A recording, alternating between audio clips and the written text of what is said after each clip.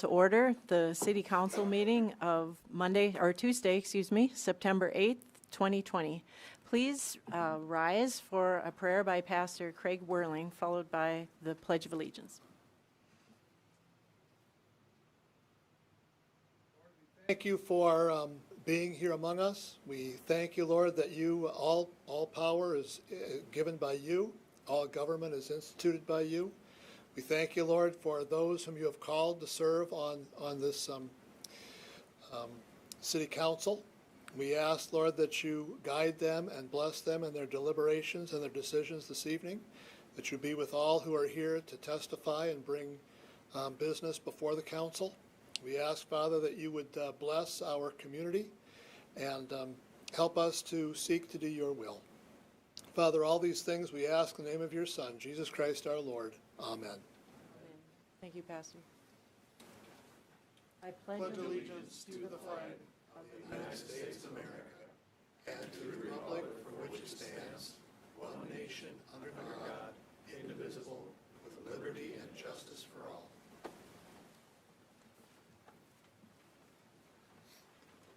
Roll call, please.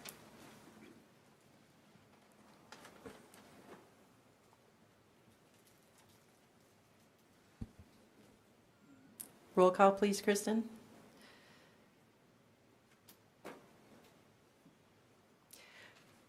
I can take roll call myself. Councilman Rademski. Here. Councilman Vilhauer. Here. Councilman Helene. Here. Councilman Lallam. Here. Councilman Bueller. Here. Councilman Roby. Here. Councilman Hoyer. Here. Councilman Y. You're on mute. Councilman Y. I wonder if they can't hear.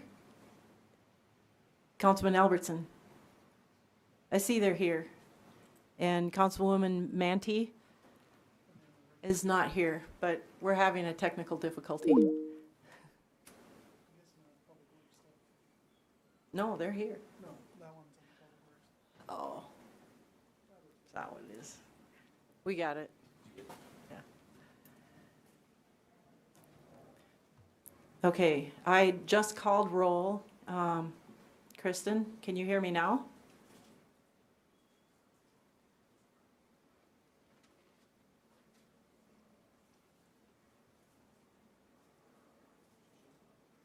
All righty. Councilman Albertson, can you hear my voice? I can. Okay. Kristen, can you hear my voice? Yes, Mayor. Okay, I took roll and all council members are here except for Councilwoman Manti. We were having a little technical difficulty. Okay. Thank you. The next item on the agenda is approval of the consent agenda. So moved. Second. Have a motion by Lallam and a second by Bueller. Any discussion? All those in favor signify by saying aye. Aye. Those opposed signify by saying nay. Motion carries. Item 6 is the public comment period, and this is the time reserved for anyone who would like to make a public comment to step forward and do so. Please state your name into the microphone for the record before making a comment. And if your comment is related to an agenda item, please wait until that agenda item is taken up by the council. Is there anyone here who cares to speak? If you're online, just say permission to speak. Seeing none, we'll move on. The next item on the agenda is approval of the agenda. Have a motion by Lallam and a second by Rademski. Any discussion? All right, all those in favor signify by saying aye. Aye. Those opposed signify by saying nay. Motion carries. Okay, on the regular agenda, item A is Urban Renewal District Assessment Role. And before I open the public hearing, I would ask our Finance Officer, Kristen, to introduce it. Thank you, Mayor. Before the City Council tonight is Resolution 2039. This is the time when we come forward with the special assessment for the Urban Renewal District.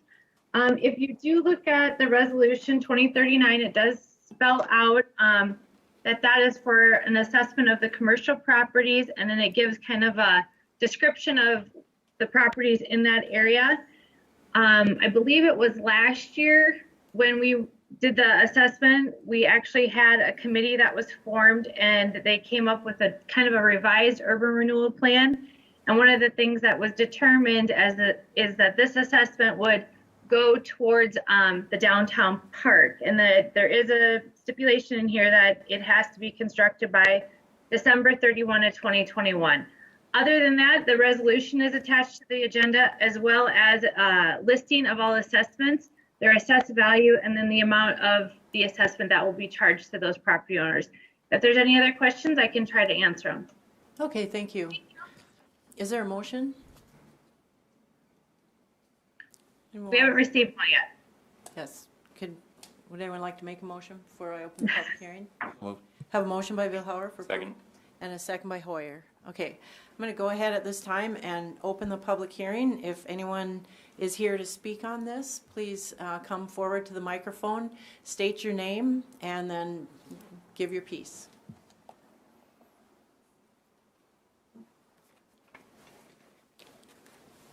Yeah. My name is Jim Vanella. I'm one of the co-owners of Cutting Edge Concrete Solutions. This is a piece of property on First Avenue Northwest and 3rd Street on the kind of basically the very far edge of this district, or whatever they're calling it. We're part of a manufacturing facility. I can imagine that I get nothing out of this. I'm not going to get any people coming to my property and buying my product. We're a test facility for turquoise machines, diamonds, dyes, different things like that. I don't understand why I'm on this roll to begin with, why manufacturing would be. I think it's an unfair tax. I get nothing of it. I think there's many others that don't get anything out of it either. I guess that's my objection. And if I had my choice, I'd like to come before the council again and remove our property from that. Okay, thank you. Anyone else?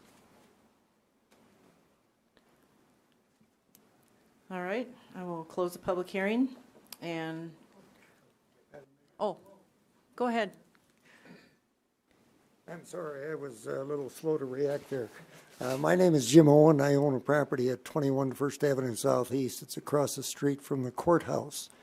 And I'm happy to support downtown and pay the assessment, because I do benefit from that, at least through the benefit that the tenants in my building receive by having, snow removal and things like that. But there are a few things that are, I think, not fair in the way the assessment has been calculated. I have one building with 3 commercial tenants and 3 residential tenants, and I noticed that in the assessment explanation, it says that this is for commercial properties only. But when I asked about cutting my assessment in half, because half of the building is residential and half is commercial, I was informed that there was no proration. Well, I'm wondering if that's universal, because there are some buildings downtown, for example, the Lofts, that have 39 residential units, and we don't know yet, but up to 7 commercial units. And I'm wondering if they're paying assessments on that whole property value? I believe they are, yes. Really? Yes. Okay. Well, I think that's equally unfair, but I was wondering if the proration exemption was being universally applied. According to your answer, I understand that it is.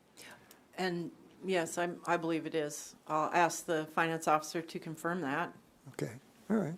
Well, thank you. That was my, I said my piece. Thank you. Thank you for listening. Sure. And for the opportunity. Yes. Anyone else before I close the public hearing? Okay, now it's really closed. And Kristen, can you verify that that's true? If a building, is the Lofts on the list? I'm looking for it right now, and it is, it's hard to say because the last time the assessment was done, the lofts hasn't been completed. So the assessment value, I don't think shows its true assessment. But my understanding is that if any portion of the building is commercial, then it is receives the complete assessment. That there isn't a pro ratio split. So, but it is on here. The lofts is on the assessment roll. It is. Okay. Yes. Yep. Okay, yes, it is. Thank you. And for those who have partial residential property that's being assessed, all of the money is going toward a park, which will be beneficial to people who live down there as well. So there's that. Okay, council, any comments? Councilman Hoyer? This is something we kind of had chirped about a little bit last time I was on the board when this got brought back up. But as of right now, there's an exemption towards just apartments that are down there. And I've never really seen the difference between that being exempted, just because it is a commercial property. There's somebody using it as that. Right. I just think it's, if we're going to have the businesses do it, that's a business too. I would Sure. include that. And how would we go about, Matt Roby, can you comment on that from a legal perspective? How, is it possible to change who gets assessed on the assessment roll from year to year?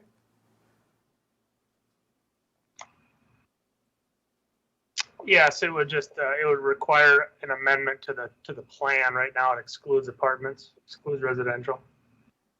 Okay, so the plan would have to be changed. And for, at this time with, I mean, maybe that's something to entertain for next year. Is that something you want us to try to change this year?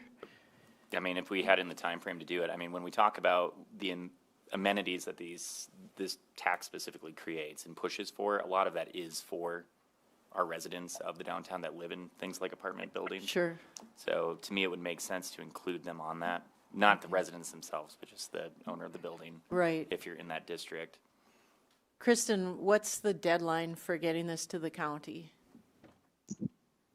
Our window would be pretty tight at this point. I would need the resolution. We actually, to be honest, I don't know if it could happen because I would have to do another public notice, which has to be no less than 10, no more than 20, to all the owners again. And then I would have to, so I don't know how long it would take for the plan to get amended. That would probably be a council, and this has to be to the county by November 1st. So we usually like to send it about mid-October, just so they have it. But if we passed it at the second meeting in October, it could get to the county by the end of October before the 1st of November. But we could try, we could table this to or postpone Yeah, it's postponed. voting on it until the second meeting. Well, otherwise, just, is there a way that we can have a trigger that sets it up so we discuss it a little sooner next year so we don't get pinched down on it like that? Just because there is a very symbiotic relationship between people living in the downtown and then the businesses that are there benefiting from that. Right, I agree.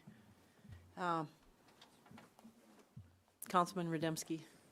Question I have is, how current are these assessments? I see we still have Norwest Bank listed on here, That's the which I'm owner of assuming record. is Wells That- Fargo. Yeah, it's probably still the owner of record. And this is updated annually, right, Kristen? That is correct. At the beginning of the process, what we do is we take our list and we send what we had from last year as far as property owners. And we ask the county to review it and they update any of the owners as well as the assessed values. Councilman Vilhauer? Couple of comments. I received a fair amount of feedback on this, business owners or property owners in support of this, but I'm kind of where Councilman Hoyer is in this. I think we had some of these concerns a year ago concerning what we are including and excluding, as well as the boundaries to some extent. I don't think it's feasible to look at making a change this year, but I would definitely like us to take a closer look at this next year to see if we should be tweaking, both what's included, excluded, as well as the boundaries of this district to make sure that, we are hitting what we are intending to do. Fair enough. Councilman Bueller? Thank you, Mayor. To the gentleman's point that came to the microphone earlier in our discussion, there are other businesses that I see, and this has always been kind of a rub with me with this whole thing. There are other businesses such as his that really don't, and maybe there's things that I'm not seeing that would be beneficial to those businesses, but I think there's a few there. Is there any possibility down the road that there's some sort of an appellate process that we could use to allow some of these folks to not to have to pay this tax?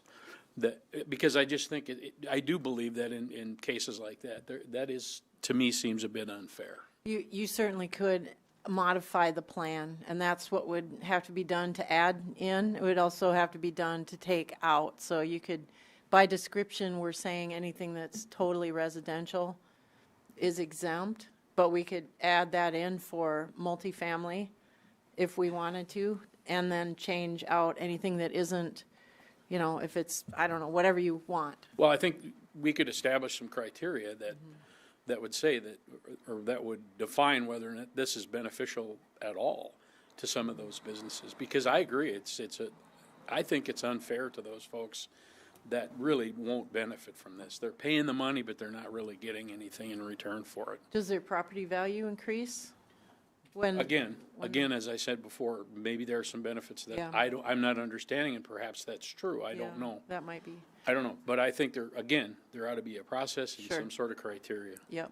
Councilman Hoyer? Well, and I just think historically we've kind of seen that some of those businesses that are more in line with gentlemen's too are kind of on the fringe of the district. So I think reviewing some of the boundaries of how we have it might solve a lot of these, because I know basically on the east side of it and on the west side of it, you run into that problem a little bit where it's just, these aren't necessarily the core downtown area that really this is kind of affecting. So might be something we take a look at next year, since our timeline is pushed so hard. But I would say that the decision to do it and what it has spurred on has stimulated a lot of growth downtown. So I think there is value to it. But okay. I do think we need to review the boundary a little bit. Thank you. Councilman Albertson? I'm kind of tagging in with what Bruce had said, but in a little bit different way. I still have that in my mind that a park downtown is something that the city of Watertown should all be paying for. I mean, it's a $2 million park, $500,000 being paid for. It seems like the city should be paying that. And if there are true assessments that could be used downtown, it could be used to pay for different property things like we used to do, and that you could build up your property and continue to do, rather than to have $67,000 a year. To me, doesn't make much difference in that $2 million project, but it makes a difference to the people who feel like they're getting told to pay for a part of it, when they would rather be paying for a facade in somebody's building or an update in somebody's building to help everybody down there. I guess I'm still thinking that this should be a city that walks in and pays for that park that we all want. And, we voted on it back in 2012 or 13 when we did the H2020, that the city wanted it. We didn't say that we wanted downtown people to pay for a park for the rest of us to use. So I'm still going back to the thing. I don't think this is the right way to fund that park. I think that the city of Watertown should pick up the bill and go from there. So. All right, thank you. Councilman Hoyer? I would just say it's skin in the game. I mean, a lot of other things have been funding that park. I mean, the businesses downtown, we're a tiny drop in the bucket when it comes to that. You have the community foundation that stepped up above and beyond. But again, the fact that somebody decided to develop around that and give us a whole new set of people down there that we can basically function. We're creating our own little economic system down there just by having more residents who are likely to utilize the businesses that are down there. Pretty easy way to put bodies in an area so that maybe they'll potentially utilize businesses in the area. And it helps that there's a lot of food industry, there's kitchen stores now. It's continuing to grow, so I think we'll just see more utilization. But again, addressing the other stuff, we got to tighten the boundaries probably a little bit just so that we can get some of the manufacturing and non-consumer-based products like that maybe out of it just because they're not near it. So we'll see. It's a discussion. Honestly, I think that board should get together again and really take a hard look at it. Okay. Anyone else? Councilman Holeen? Thank you, Mayor. I have opposed this in the past. I will oppose it tonight. I think that there are a lot of businesses that are not helped by this, so I don't think that they should be taxed. I think that the timing of this is unfortunate. During COVID, there's a lot of businesses hurting. A lot of these downtown businesses are probably hurting significantly, and so to take their money just at this time doesn't seem wise. I also disagree with the premise that we're going to say, we're going to build a park to try to help you, and we're going to start helping you by taking your money. Just disagree with that premise. I also think that the urban renewal tax is being used as justification for the park, and I don't think that it would not be my form to justify a $2 million expenditure because we have to spend $70,000. It seems like that's not the greatest choice, at least in my mind. So I will be opposing this again tonight. All right, thank you. Anyone else? Mayor, I do have one more comment. Councilman Bueller? I just want to Reed's point. I have had constituents also that have made the comment about COVID right now and the pressures from that, financial issues, and this is just adding to the problem. Understand that. And the assessment that you're looking at would be for next year. So that's clear. Anyone else? All right, we have a motion to approve and a second. All those in favor signify by saying aye. Those opposed signify by saying nay. Nay. Nay. Okay, roll call vote, please, Kristen. Okay, Albertson, Nay. Bueller, Nay. Hoyer, Aye. Pauline, No. Lallam, No. Manti is absent. Rademski, No. Roby, Aye. Vilhauer, Aye. Y. Aye. Okay, we have 5 no, 4 yes, motion fails. All right, thank you. Item B is the second reading. Just a Councilman Villar? point of clarification on the fact that we voted down, where does that leave us relative to, I guess, where does that leave us? Because we do have a commitment based upon the resolution for the park construction by the end of 2021. Where does us voting it down? The council can not do the park if the council chooses not to, because, and then we'd have to give the money back that we collected for the park. Or you can go forward and just fully fund it. Or we can change the boundaries and the methodology for next year. And, I mean, this comes back every year. Every year you vote on it. And you can tweak it or whatever. So it's really up to the council how they want to move forward. But as of right now, if you do nothing else, there's no money collected and we're building a park without further action. I see our attorneys on. Matt, do you want to add to that? You covered it, Mayor. Thank you. So it's really it's in your hands. And if you want to keep moving forward, that will be the basic understanding that we're moving forward with the park. So that would require further action to not move forward with the park. Okay, item B is the second reading of ordinance number 20-30, a zoning text amendment to chapter 21.29 CL Lake Commercial District of the revised ordinances of the city of Watertown. Have a motion by Helene and a second by Lallam. And I will ask the city engineer, Public Works Director Heath Von Eye to tell us about this.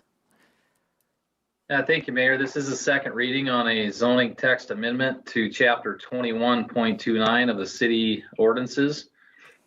This relates to our newly created Lake Commercial District. And a small text revision that was found in there that was that we felt made sense to make based on the intention of the language and then subsequently how it was found to be interpreted and implied otherwise.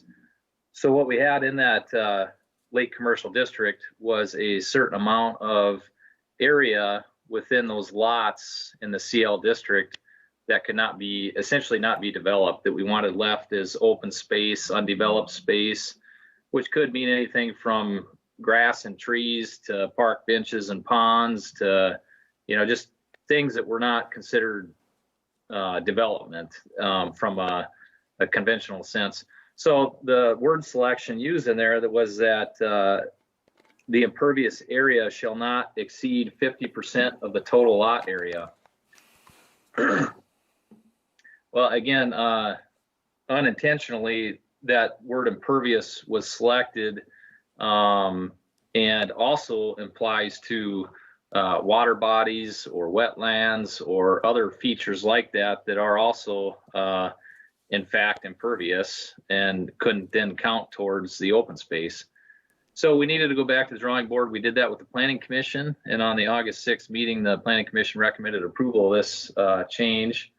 And I don't think that's up on the screen, is it? I'll share my screen here quick to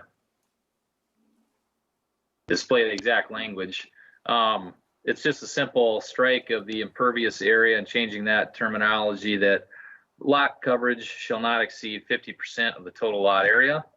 This term lot coverage is defined in our zoning ordinance to mean a portion of a lot covered with structures and hard surfaces such as parking, loading, and storage. So we better define this than what we had previously so that the unintended areas of ponds and wetlands and things like that don't count against the impervious area on the lots. With that, Urban Planner Brandy Hanton's on the line with us, and we'd be glad to help answer any questions. All right, thank you. I think that's a much better phrase, lot coverage, than impervious. More appropriate. Okay, I am going to go ahead and open the public hearing, and if anyone is here to speak about this issue, please come forward and state your name for the record. See no one, I will close the public hearing and see if the council has any questions or comments. Anyone? Not much. Okay. I'll look for action. All those in favor signify by saying aye. Aye. Those opposed signify by saying nay. Motion carries. Thank you. Item C is 2021 budget appropriation, and there's no action on this tonight. We've got a couple sections in there, and I will let our finance officer, Kristen Bobzien, explain. Thank you, Mayor. Before the council, this is just the first reading of the 2021 budget ordinance. The very first part is actually what goes over all of the governmental funds, and then the next piece is the enterprise funds. There were a few very small changes to the budget ordinance in terms of what we had discussed during the budget hearings in August to what you see before you.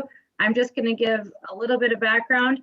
In doing some of our, I kind of go through and I review, make sure everything's right. We did find a small mathematical error in the fire and ambulance personnel.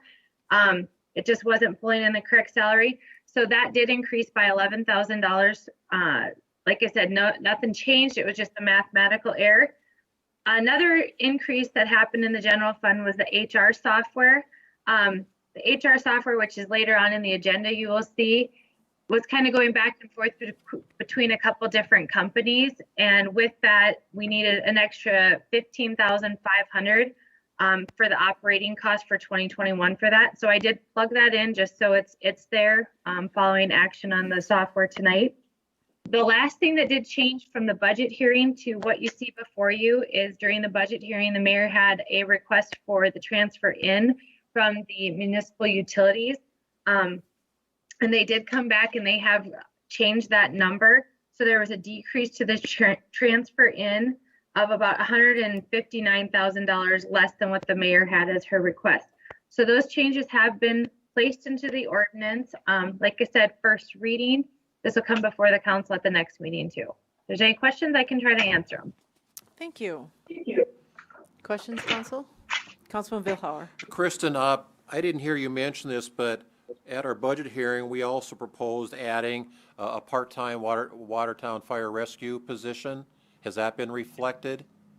Yeah, that was already in the budget, was the part-time. They had kind of asked about that prior, so that was actually Okay. part of the mayor's budget. So those numbers were already in there. These were just things that I kind of identified after the hearing that were changes. Okay. But no, the part-time fire position was in there. Okay, and so the new engineering department position, that's also in there?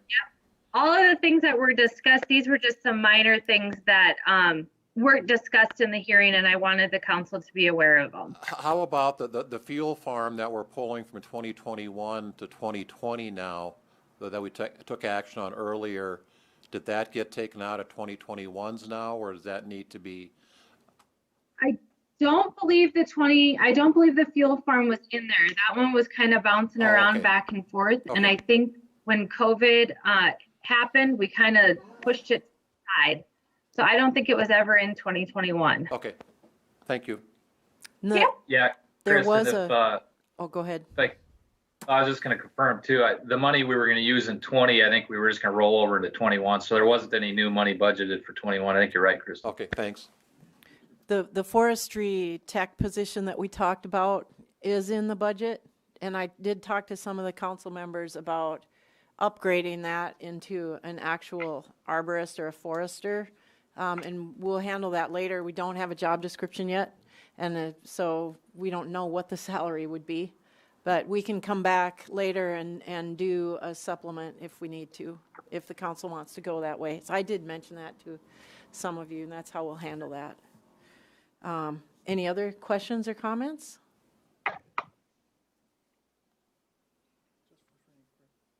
What's that? First reading only? Yes, this is first reading. Thank you, Kristen. Thank you. All right, item D is also a first reading of ordinance number 20-33, amending the zoning map of the city of Watertown, South Dakota for a portion of Country Club Estates Edition from R1 Single Family Residential District and PUD Planned Unit Development to CL Lake Commercial District and R1 Single Family Residential District. No action here. I'll ask Heath Von Eye to tell us about this. Yes, thank you, Mayor. Vince Foley and Charlie Mack are the acting agents on this application for the Prairie Winds Golf LLC, and they have petitioned to rezone this property. It would be a rezone from the current designations of R1 Single Family Residential District and a PUD Planned Unit Development to a CL Commercial District and CL Lake Commercial District, excuse me, and an R1 Single Family Residential District. This involves about 7.42 acres being rezoned to CL and about 7.5 acres proposed to be zoned R1. And I will again share my screen to pull up the map here for reference.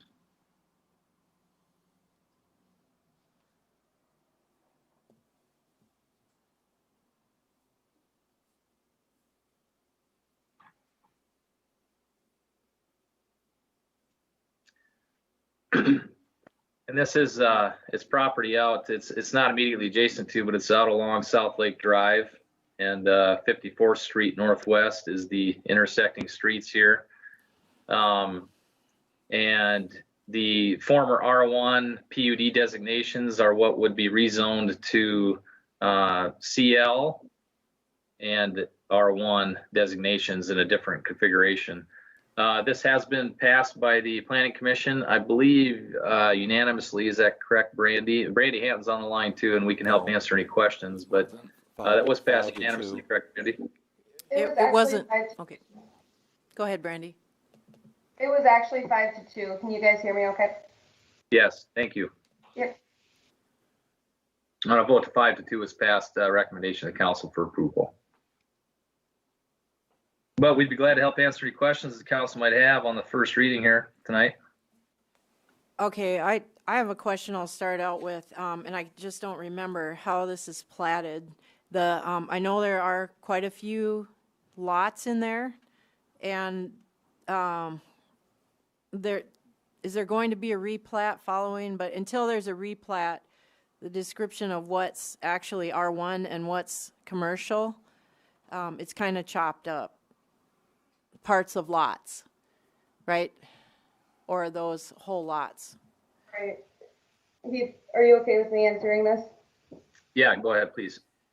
So what they're proposing right now, there will be a replat and vacation actually coming to the Plan Commission on September 24th. But this is to get the rezone going to see if it's even appropriate or, you know, if the council is in favor of it.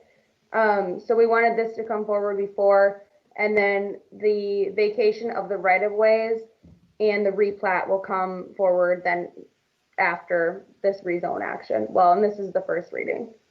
Okay, thank you. So there is a road in there that's already platted that'll be vacated. Yep. All right, thank you. Councilman Hoyer? I know some of the concern with the Planning Commission was just that this area tends to have a lot of moisture. It's kind of a swamp. So just kind of wondering how that is going to be addressed, because there's a lot of wetland that's within that area. I know that we've discussed wetlands a bit in the past, but I guess kind of wondering how that utilization is going to work. It seems like we're taking a piece of semi-undevelopable land anyway, and then just replatting it to a new, or not replatting it, but making it into a new zone. I mean, realistically, I'm not like opposed to them changing their designation. It's just, I'm kind of curious how that land's going to be utilized with its current condition. I think they're planning to fill the wetland. Is that true, Brandy? They wouldn't be required to, but it's, since it's underwater, a good part of it is, you know, would be impossible to develop without filling. Right. So then are we getting more wetlands established somewhere else to make up for those? Brandy, has there been a wetland delineation done? Yes, so they got the determination back from the Corps that these are non-jurisdictional, so they can fill. And really, so right now with them being platted residential lots, if they wanted to build houses on there, they would have to elevate the house or bring in fill to the 1725.8, which is a freeboard, the foot above the base flood elevation. And so with them doing a commercial development with the storage units, then they actually wouldn't have to bring in as much fill, although either way they can, because they are not filling a jurisdictional wetland. And I do have that information too, if you'd like me to share it, for the wetland determination. Okay, the Corps would not argue that, but the city could. If the city council didn't want to allow it, that would be up to you, but whereas if the Corps had prohibited, we could not allow it. So I guess for me, the only concern is just managing, if we displace that wetland because it's a natural drainage area, is that going to affect our water flow anyway in the area for other things? And is it going to have further impacts on other properties because we're taking away basically a natural drainage area? Right, they probably haven't done a drainage analysis on, there's probably not even a grading plan at this point, it's just a rezone. But Heath, can you answer that? Has there been a grading application for a grading permit? No, there has not, Mayor. At least I'm most certain there hasn't been, unless it came in last week when I was out of office, but I don't think there has been. Okay. Right, I don't think there is either. Okay. Councilman Albertson? Thank you, Mayor. This is for Brandy. Did you say what commercial is, what is being planned for that commercial district, which would butt up right next to an R1 again? Yeah, so they are planning on doing storage units in this area. And the good thing about the CL district is that when they do abut residentially zoned properties, that they will have to use residential materials. So the lap siding or whatnot, that they wouldn't be metal. So they would be more aesthetically pleasing. So they would kind of look like a detached garage could, even though it'll just be multiple garages in a row. But the CL zone would allow for more than that. That's just what they could change their mind. They haven't made an application to develop, correct? They do not have their conditional use yet, because actually they need a conditional use for the storage units. So, yeah, I mean, it is just taking their word for what their intentions are. And they have shown preliminary site plans that look like storage units. Okay. Thank you. Councilman Vilhauer? I've got some concerns about this, but I'll hold off on my comments for the second reading in 2 weeks. But I would encourage my colleagues up here, if you haven't already done so, to please take a look at, to watch the video of the August 20th Planning Commission meeting. Good discussion. Some opposition was presented at that meeting, so good discussion on both sides. So I would encourage us to take a look at that video prior to our meeting for the second reading in 2 weeks. All right. Councilman Hollane, did you want to say something? I guess I'm first reading, so I'm not going to make up my mind, but the proposed use of this is as storage is not what I had in mind when we were talking commercial lake. The idea was to protect the lake and the integrity and the beauty and so I have a little bit of concerns for that, but I'm not sure if that's enough to oppose it. And I'm not really sure if that's just because personally I don't like something I'm not really sure if that's justification to vote against it. But I am concerned about that and the wetland issue that Councilman Hoyer brought up. So, okay, I have just a little question about the development of this. Is there an outlet, or is this totally internally drain, a bowl without an outlet? Brandy, do you know, or Heath? I did not know the answer to that, Mayor, off the top of my head. I'd have to do some research. Okay, because I believe a wetland that close to the lake that was connected to the lake would have been jurisdictional, so it must be disconnected entirely in order to be non-jurisdictional, which means it doesn't have an outlet, it just ponds water. And if you fill the bowl, where does the water go? That'll be the question to answer when they come in with a development proposal, but the water will have to go somewhere, and it won't just disappear. It'll still have the same amount of water draining to it, or they'll create some sort of outlet to the lake when they displace the water. So just something to look at when it comes further along. Anyone else? Okay, we'll move on to item E, which is also a first reading of ordinance number 20-35, establishing the zoning designation of C3 Highway Commercial District for a portion of property south of Highway 212 and east of 23rd Street Southeast, known as Endry's Third Edition. Heath, will you tell us about this, please? Yes, Mayor. And actually, Brandy, if I can hand it over to you, I'll pull the maps up, and Brandy can give a background on this this action here before the council tonight. Sounds good. Let me get to it. So I can at least pull it up.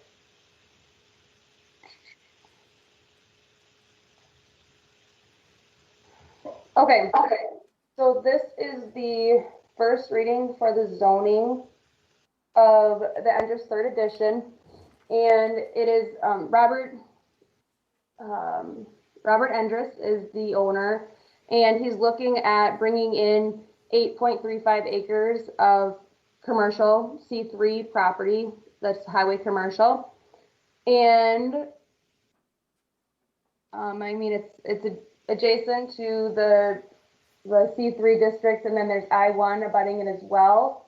And this will connect 10th Avenue to 23rd and 26th Street through his current farmland.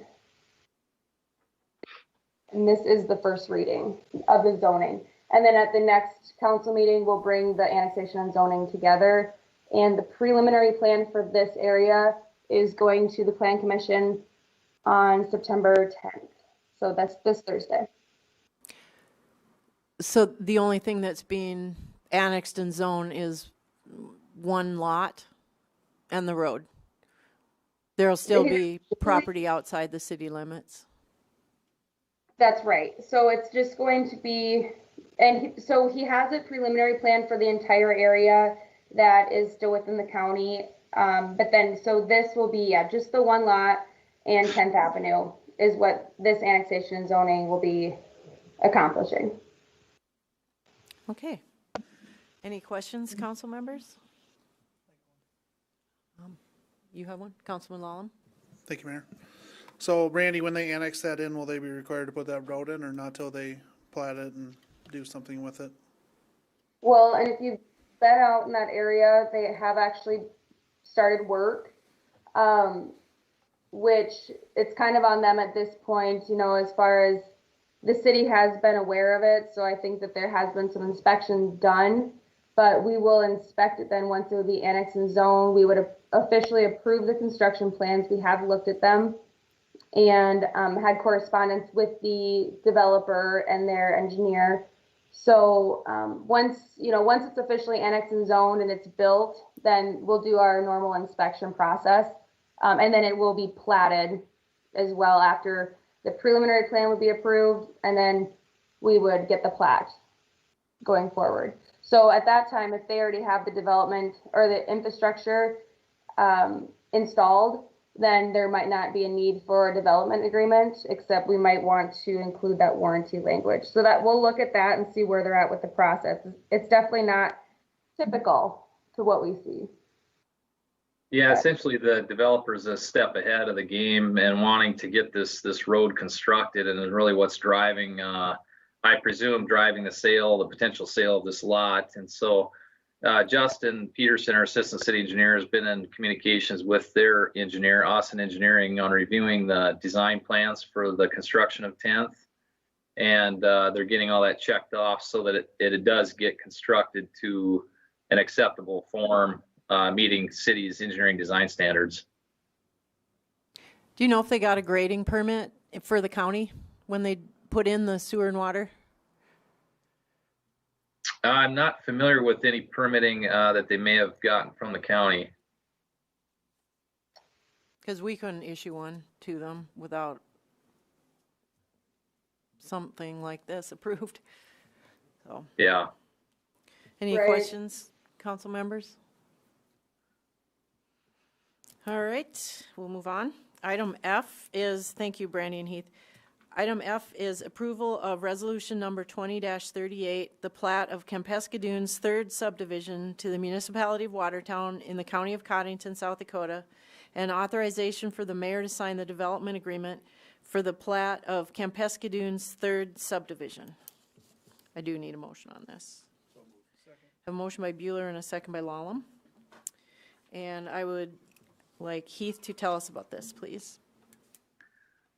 Yes, thank you, Mayor. And I'll pass this over to Brandy here in a second too, but Brandy's done a lot of good legwork with the developers on this project, and tried to address a lot of different concerns, excuse me, several of which stem back a multitude of years prior to now. And I'll just pull up this quick diagram here for reference. Some of those concerns related to this detention pond that was constructed. What year was that, Brandy, that this first phase of the subdivision went in? Oh, actually, I should know that off the top of my head, but 2006. okay, good. I was thinking 2007. So Yeah, so some 14 years ago now, where we've had the initial part of the subdivision got built along with this pond, and then subsequently ownerships I think changed hands maybe once or twice, and past owners have wanted rid of this detention pond like the city normally does. We'll take over residential detention ponds for city ownership and maintenance. We have not, however, accepted this one because the previous subdivision was not able to provide us the accurate and adequate information that showed that this was constructed to meet our design standards. So that being said, the south portion now has been sold off, and a new owner has come into play wanting to develop this and plat this lot. And they've worked with the other developers to expand this detention pond to make it adequate for this whole entire subdivision area in its full built out capacity. And so this plat would include an extension of that detention outlot to accommodate not only the existing development, but also any future development of the southerly portion of this subdivision. With that, Brandy, if you could hit on the details of the action here, and we can help answer any questions. yes, thank you, Heath.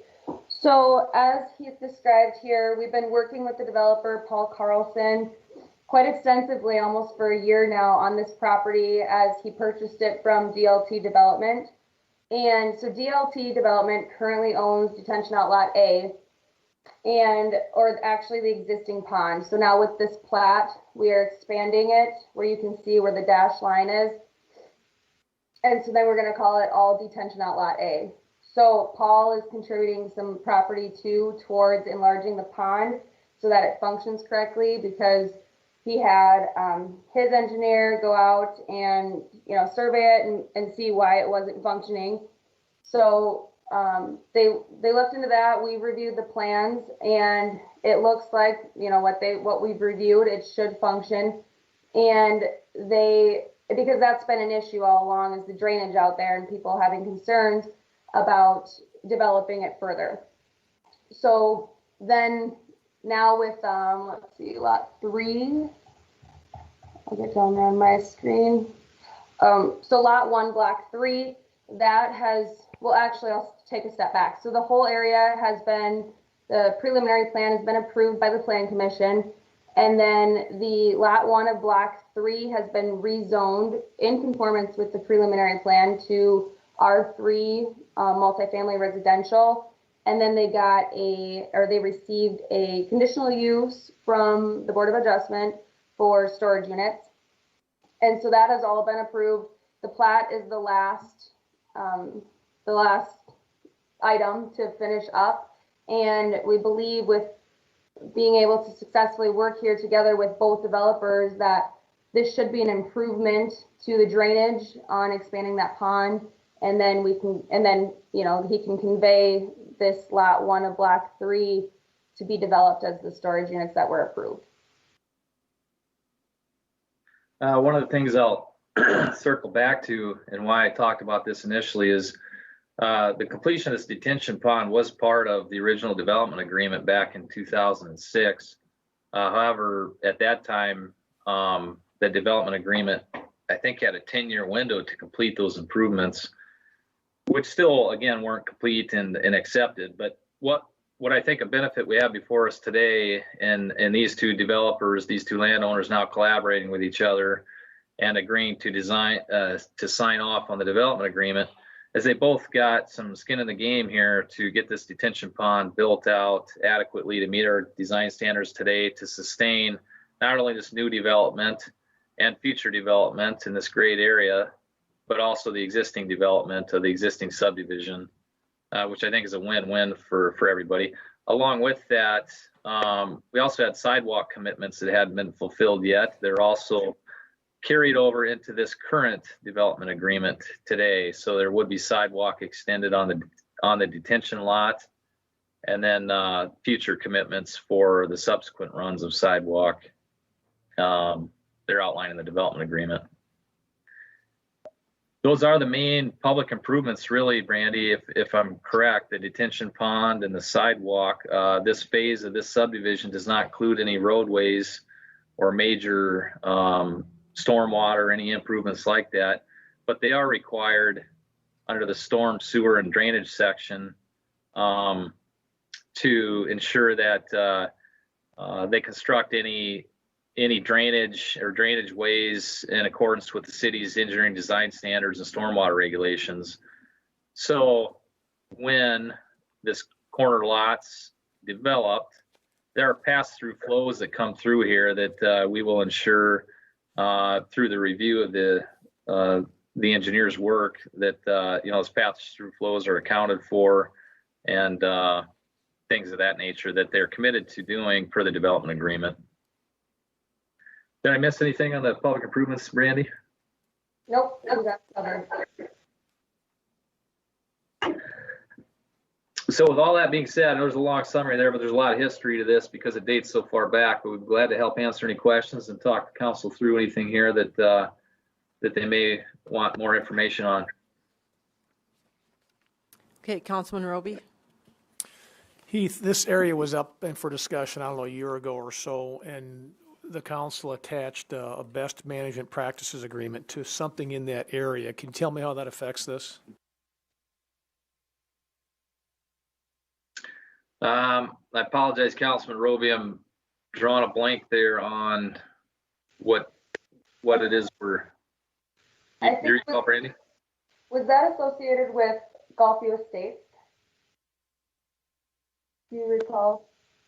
I just recall that when we talked about something in that area, the council added that to the agreement. Is it a BPM or BMP? Best management practices, I think, for water handling. Yes. So that, I believe, because if it was about a year ago too, that was for Gulfview Estates. They have their detention area to the west of the Compesca Dunes subdivision.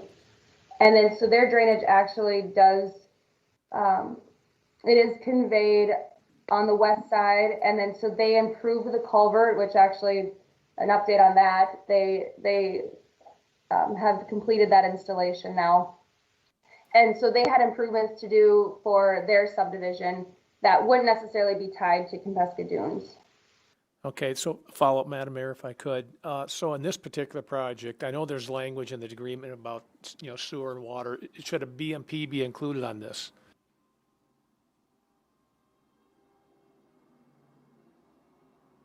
Yes. So I think the short answer to that is once we, or with this plat shortly after, or when the pond is completed, we would execute a BMP maintenance agreement for this pond in conjunction with us taking it over for ownership and maintenance purposes. The BMP agreements are only for the private facilities that give us the right to enter onto the property, and they are obligated to do maintenance. It's anticipated that we will own this pond, so there won't be a BMP agreement that runs with this one. That one that we modified is a privately owned pond. And this one is, they've been trying to get us to take it over. And they're making improvements to it to make it acceptable for us to take over. Yes, I apologize, Mayor. I think my Dayquil is kicking in here, so thank you for correcting that. That's okay. All right. And typically, yeah, I just want to expand too a little on what the mayor had said there. So the BMP maintenance agreements come into effect when it is like a commercial or industrial property. Residential properties, it is typical for us our residential subdivisions and their detention pond requirements. We do typically take those over because not every subdivision has like an HOA. So it's hard to manage, how that's being maintained. So commercial and industrial is typically when you would see the BMP maintenance agreements come through. Thank you. Or homeowners associations. So this one doesn't have one of those, I guess. But Councilman Albertson. Heath, I've had this conversation with you regarding all of that water that's going to be forced into that pond, you're still convinced that the depth of that and the width and the breadth of the whole thing will in fact hold all of the water that gathers on that in a, not in 100-year storm, just in a 5-year rain that all of a sudden lands in there. That, you know, there are neighbors that are really concerned about that basin and what is going to happen. I see that when they were digging it now, they hit water as they were digging, and I wondered how deep that was supposed to be initially. It's not very deep right now, and there's water standing in it just from where they hit underground water. So would you comment on that, please? Yes, absolutely, Councilman Albertson. So when we review the calculations from the consultant engineer for the developer, they they account for the volume of water to be detained that's generated as increased runoff from the development. And all that increased runoff for the certain storm events are designed to be detained in this pond area. Now, of course, as we discussed, this existing pond wasn't sized large enough to account for this whole area. So they're not going to be expanding it further south, which is a lot of the grading work that you've seen happen out there already. According to the calculations provided and reviewed, it does show that this will then meet the requirements for the minor and major storm events for the subdivision.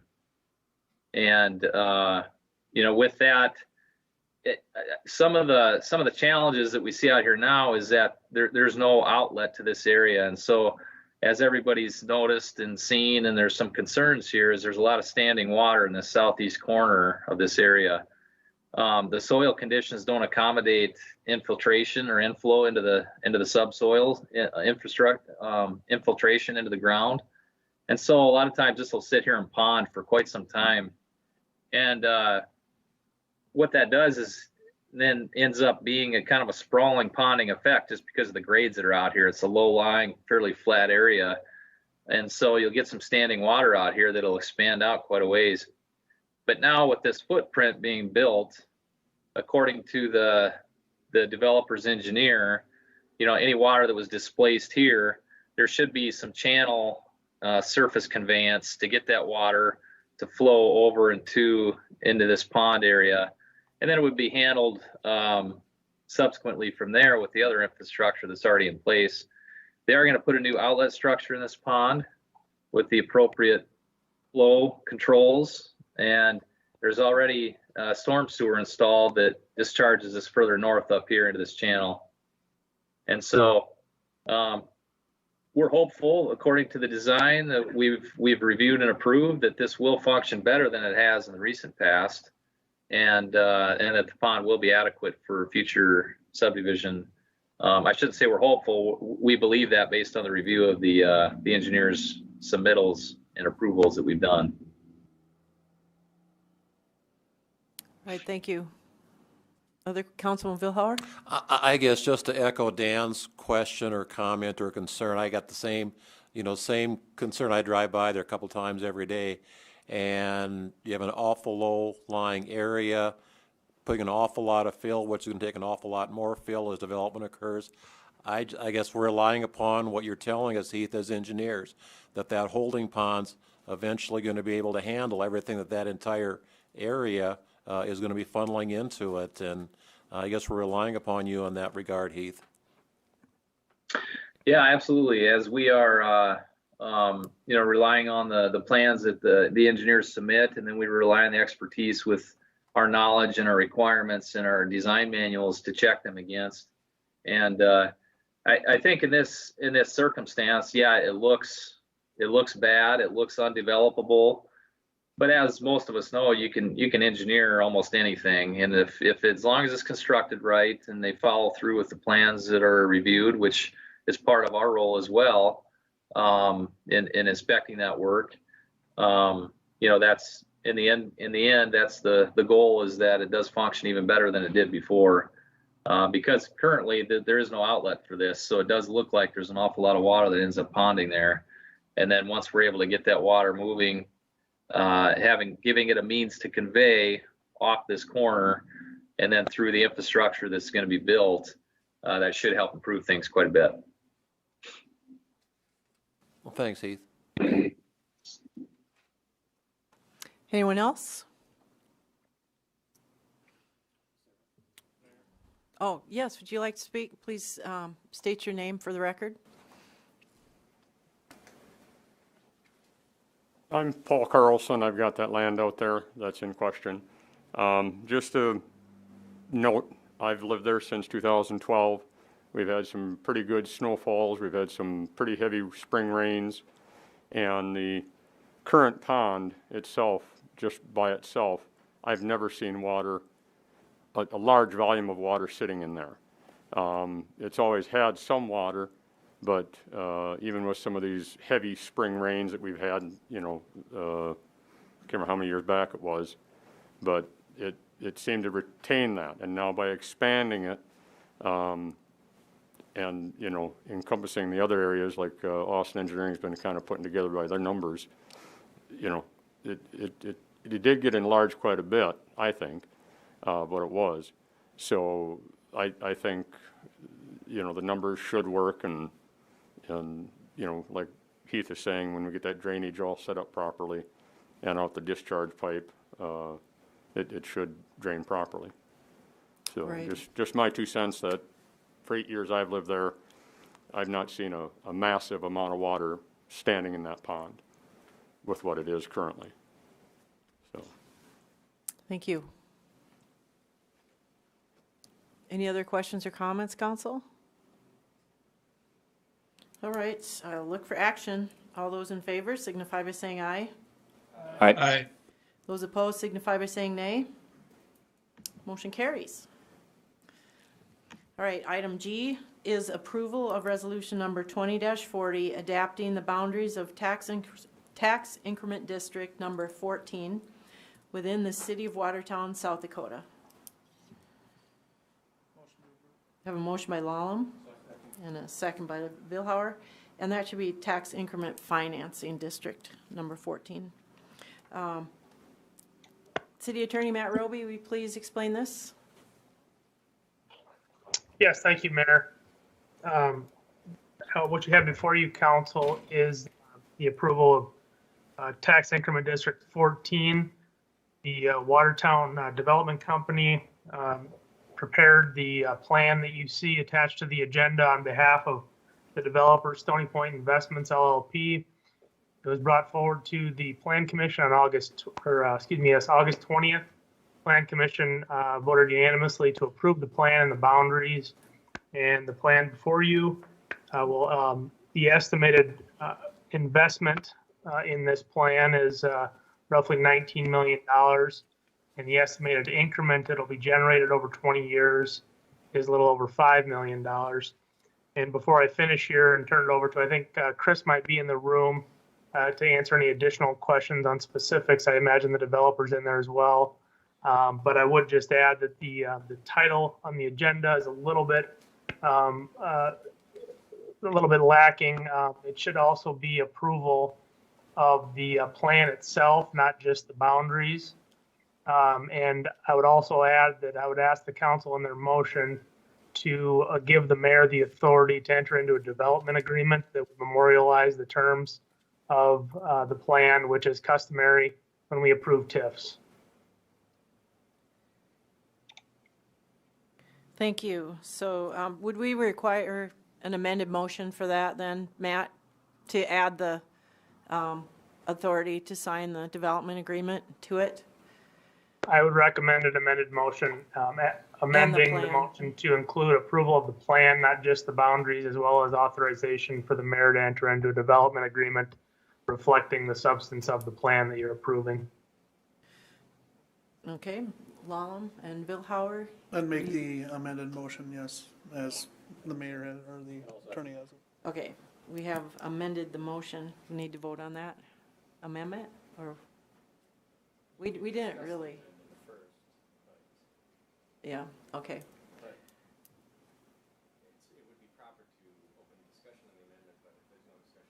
Yeah. Any discussion on the amendment? Okay, we will vote on the amendment to the motion. All those in favor signify by saying aye. Aye. Those opposed signify by saying nay. Okay, the motion is amended. Now, I would like to entertain discussion on the topic of the tax increment financing district boundaries, the plan, and the development agreement. So I will start by inviting Chris Shilkin to step up. He's the director of the Watertown Development Company, and he can tell us the answers to the questions. And can you tell us what is the amount of the maximum amount of tax increment that will go to this? Yeah, Chris Shilkin with Watertown Development Company. Matt had mentioned that number. I think it was just a little bit over 5 million with the new updated numbers based on the project amount. So that would be the max amount there. Either that number or 20 years, whatever would happen first, would be the max amount they would get in the plan. Okay, I'm looking for that in the report, and I didn't see that number. Can I ask a question? I'm confused with that, Chris. I mean, Yep. isn't the amount limited to the eligible costs that were incurred, which is about 3.7 million? Yes, so Okay. so it's going to generate, well, and It'll generate the 5 million, but the TIF amount or reimbursement will actually be the 3.7. yes, but Okay. with Matt's number there, that would be correct. So it's going to Okay. generate that. Thank you.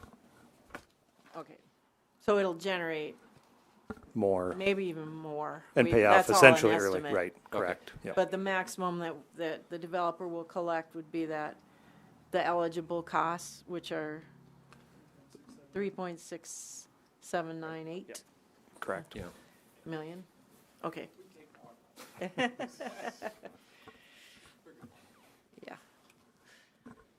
Any questions? Councilman Villar? Few questions for you, Chris or Matt or whomever. I want to make sure I understand. I think I know the answer to this, but with this sort of TIF, school districts are made whole in the revenue that they are foregoing during that period, correct? Yeah, this has been classified as an economic development TIF, much like most others Okay. have been so Does that far. also, are the counties made whole Correct. as well? Yep. Okay. Yep. Because that came up, actually, you should give the county commissioners a primer on TIFs, because that was part of their discussion today at their meeting. So okay. you may want Yeah. to put that for future use. And the developer only receives payments as property tax payments are collected. In other words, there's no upfront funding that are going to developers, correct? Okay. I do want to point out, if we turn to, I think it's page 146 in our agenda package, because I think we tend to overlook this or kind of blow right by it, but I want to make sure I understand it first of all. We're limited as to how much in the way of TIFs we can do based upon our taxable value Correct. in the city, correct? And as I understand it, we're limited to 10% of a figure of $1.7 billion roughly, so that's 17 million is what we can TIF. And that 17 million is based upon current taxable value. Correct. Not what the future value Right. will be. Okay, so with this TIF, that will bring us up to about $7 million, a little over $7 million in active TIFs. I guess the point I'm making is that as we start, I mean, we've used TIFs pretty liberally within the last year or two now, primarily with your, promoting them, Chris and I think they're a wonderful tool. So I'm strongly in favor of this, but by the same token, we've got to keep in mind that we do have an upper limit at that. As we get closer to that, we've got to be careful that we are using them for projects that definitely need them or would not go forth without the TIF. So I just want to point that out, that the sky isn't the limit. There is an upper dollar limit on what we're allowed as far as TIFs. Right, and that's a good point, Glenn. And that, I think Todd hits on that one pretty well on the planning and zoning one too, that number, just to make sure we're there. And I'll have to follow up, and maybe at some point too, as we go down to maybe see where the other active TIFs are at to paying off and come maybe off that list. I know majority of them have been fairly new, so it probably won't be for a while, but that's a good point and something to keep in mind as well. Okay. Other questions or comments from the council? Not seeing any. So I'll look for action then. All those in favor signify by saying aye. Aye. Those opposed signify by saying nay. Motion carries. Thank you. Okay, item H is authorization for the mayor to sign an agreement with Criterion for HR and payroll software. And we have both the HR director, Jelaine Pifley, and our IT director, Spencer Tenike, online to talk about this. We'll start with a motion, though. Motion to approve. Motion by Lallam, second by Holeen. And Spencer, I'll let you kick it off. Alrighty. So this is an HR software. What it will do for us is it will handle everything from the original application. There'll be a portal on our website so people can apply online, all the way, the interview process, background checks, all that, the hiring process, the onboarding, keeping track of the benefits and new hire paperwork in general. Ongoing, it will handle things like reviews and performance evals, setting up goals, learning management systems. So you can assign different things to learn throughout that. It also encompasses our payroll portion of our city, including time and attendance, time clocks, that type of stuff. And we'll store all of that information in the software so that the employee can find it in their portal. So there'll be no more, can I get a copy of my W-2 or my timesheet for Sheila is the idea, because it should be available online to everyone.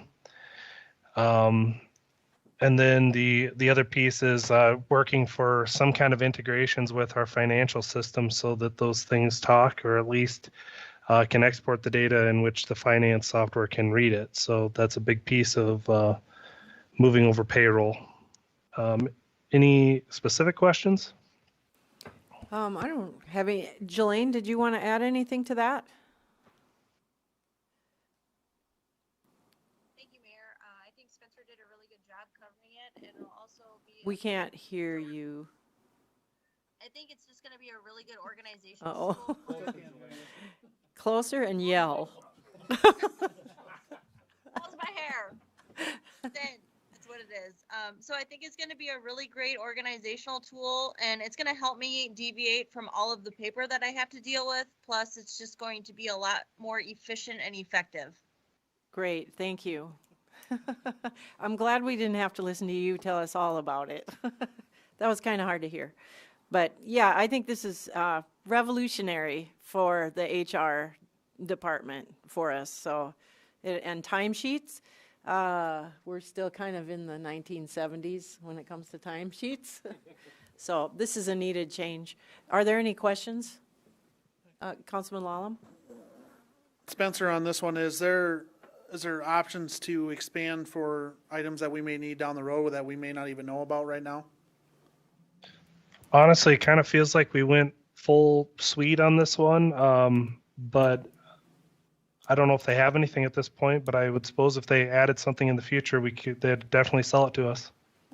And then it looks like there's a discount as we go further down in years. Look like year 4 and 5, they offer additional discounts. Yep, we'll kind of, and what's nice about this software is we will taper down to a cost, and because we actually kind of benefited from COVID, this is our forever price. Once we're done with our contract here, will be that $45,144, regardless of if our city grows. So that's a really nice feature to kind of know that year to year, from a budgeting standpoint, we know that we're locked in. Thank you.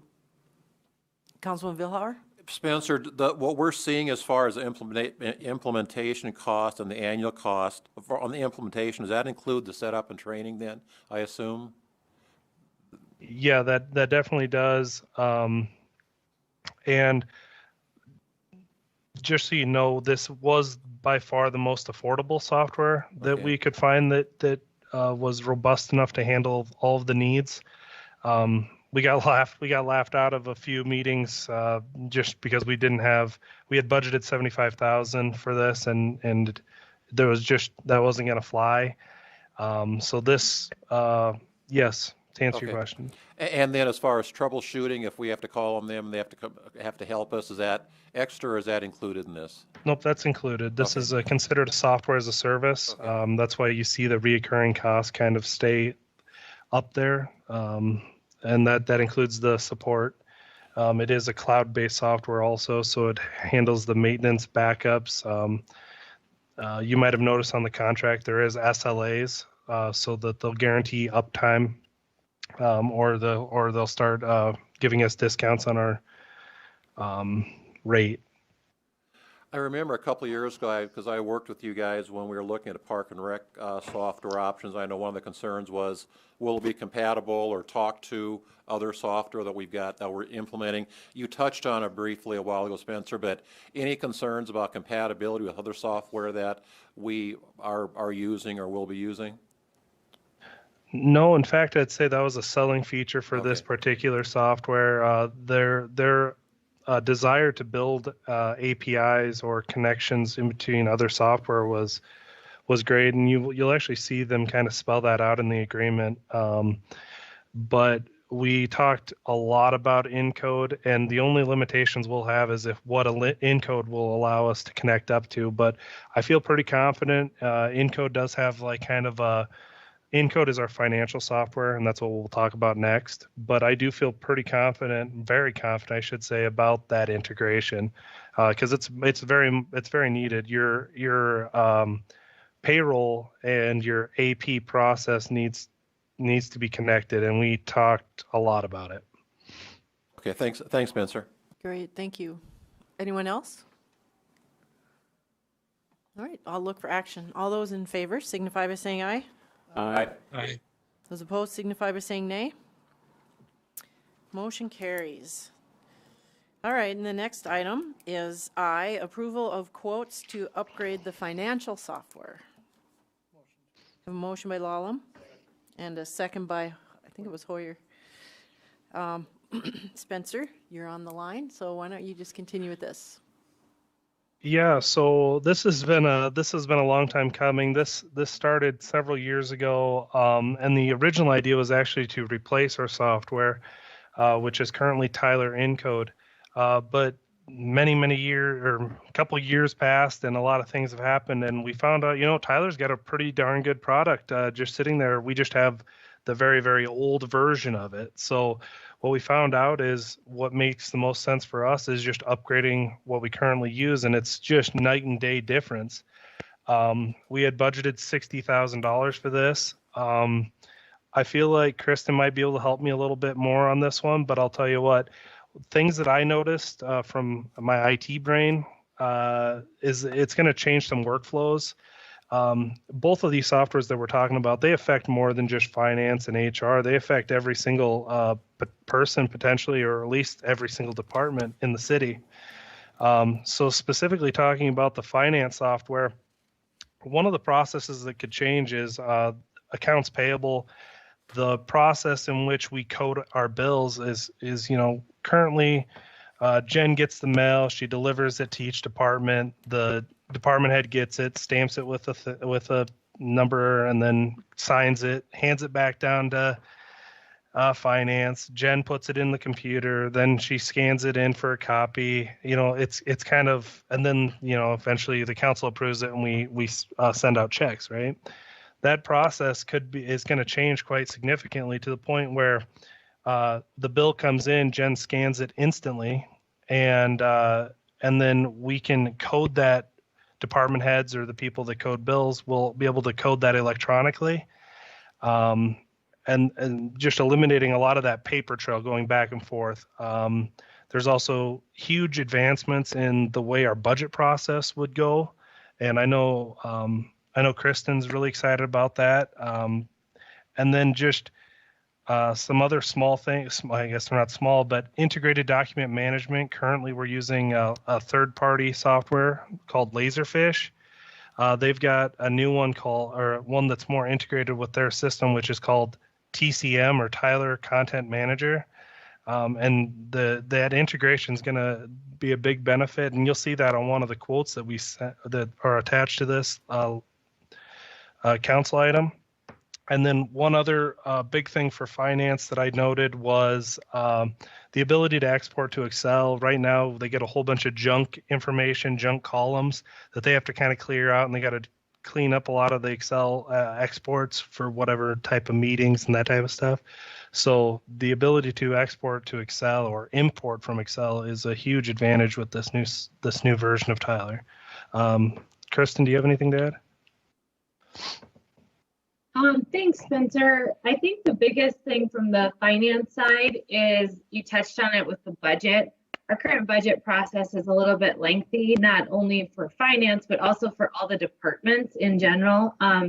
It's a lot of Excel back and forth. The one feature that's going to be exciting for the departments is they will get to actually view their budget. They can see the last 5 years of information. They'll have a better opportunity to look at what they truly need for the budget and request it that way. That's exciting for the budget. The other piece that I think will be very helpful for the department is, Spencer touched on it with our accounts payable.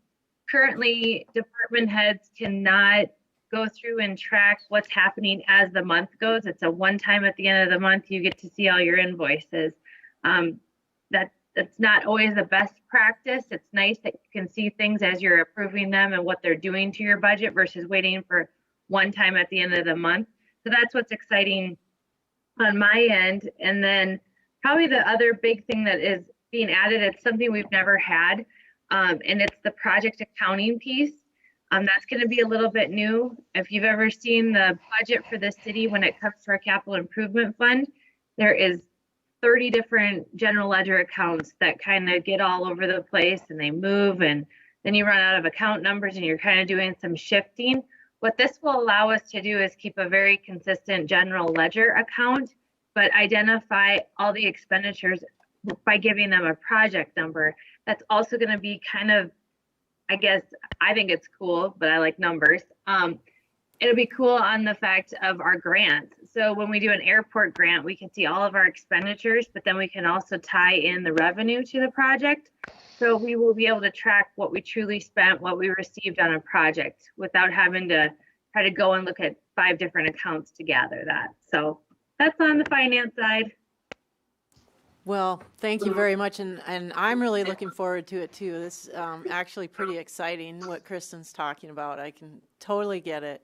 And it's from back in the day, we still are like the people that write a check on a piece of paper, and then we get, once a month, we get our thing in the mail. You know, that's how we did it 20 years ago, and some people still do it that way. It works. That's how we're doing it now. But there have been a lot of advances. If you want to, you can look at your checking account and your savings account and all of your equity accounts online anytime you want and see, you know, this is what this is doing for us as an organization. So I'm really excited. Plus, since we're staying with Tyler, it's an upgrade cost, not a total new. So we probably got it for a bargain compared to going to a completely new company. Am I right about that? I would say that the upgrade cost did come with a price, but I do think it's pretty affordable. And then the fact nowadays a lot of other softwares, they want to switch to that SaaS model, that software as a service, where Tyler's still we would still host it ourselves, and that's going to save us a little money on that ongoing operational budget. So yes, I think you're correct in what you said. Yeah, thank you. Do you have any questions, Councilman Lallam?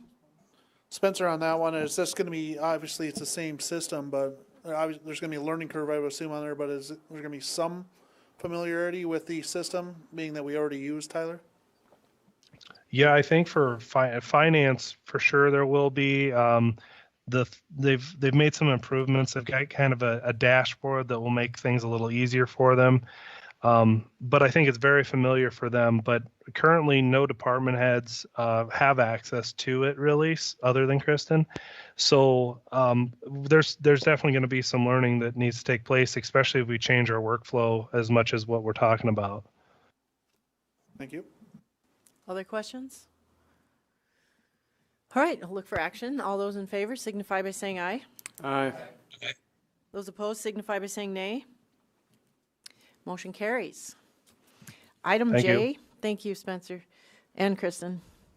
Item J is approval of a legal services agreement providing for the city's representation as a potential plaintiff in a lawsuit related to possible soil contamination arising from the use of aqueous film-forming foam. So moved. Motion by Vilhauer and a second by Holleen.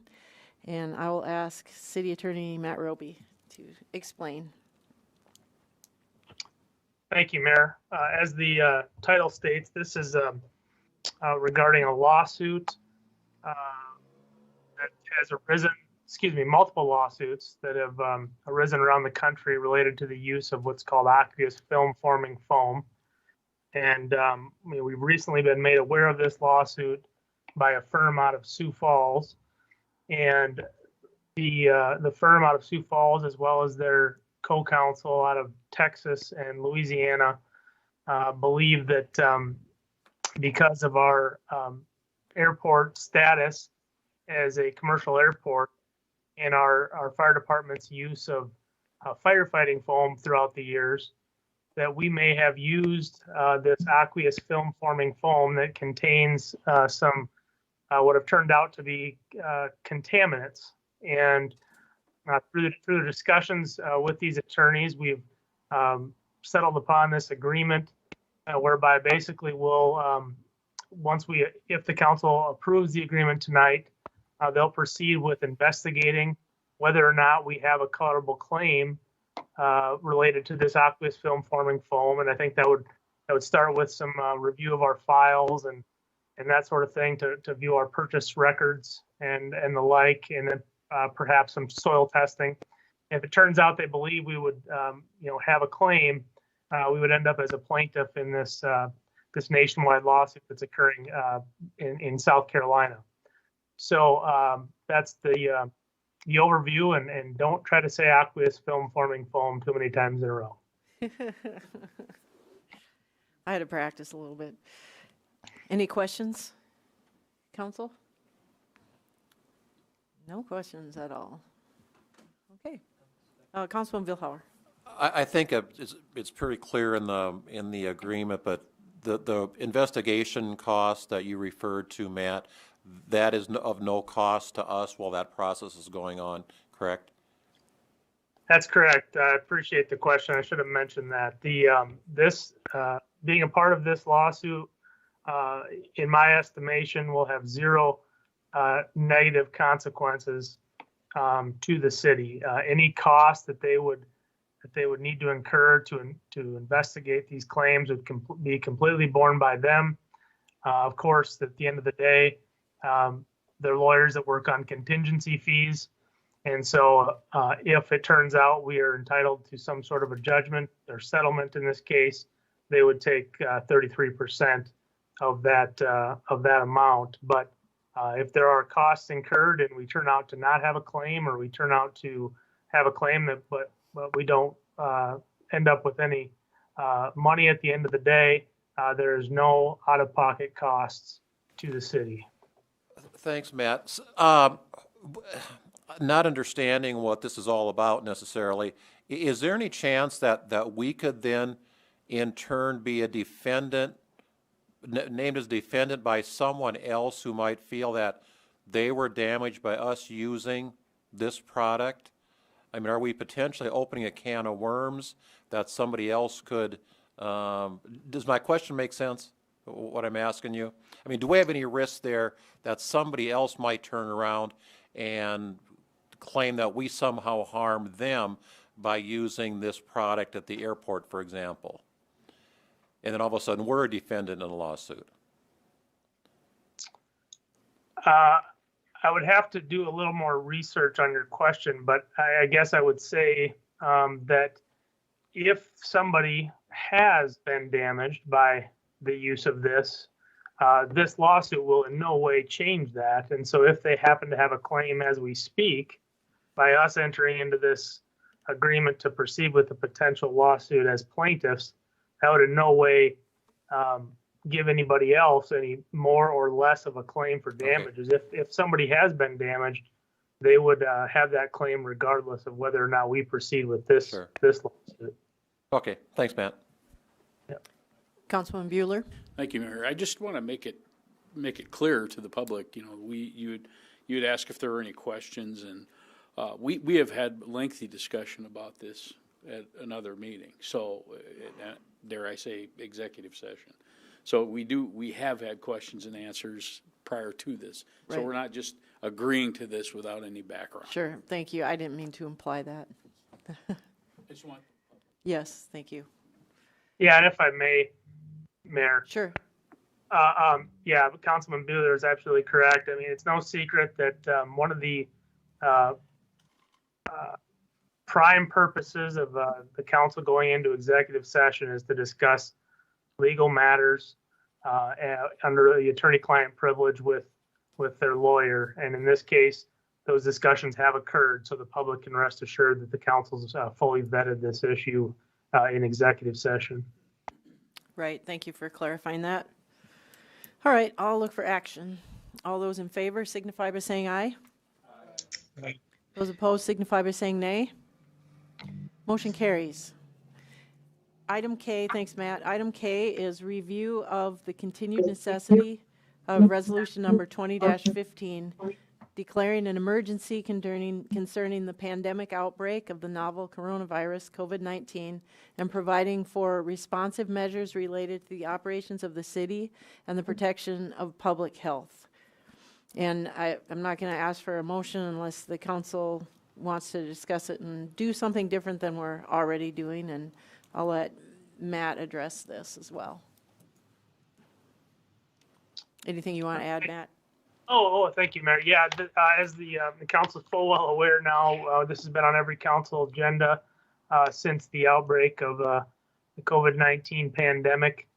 And this resolution essentially declares an emergency, a continuing emergency. It gives the mayor some flexibility to institute measures if something were to arise that would require some immediate action of some sort. It gives the mayor some ability to have some flexibility with the personnel policy that was particularly utilized early on, incidentally, when we weren't kind of sure how this thing was going to proceed. It discusses that arrangements should be made for public meetings that we're all well familiar with now, that this Teams meetings and the like, and encourages folks to follow CDC guidelines. Thank you. Any comments or? I have a question, Mayor. I asked this at our last meeting as well. Any new news? Have we had Unified Command meeting of late? Any issues with the healthcare system?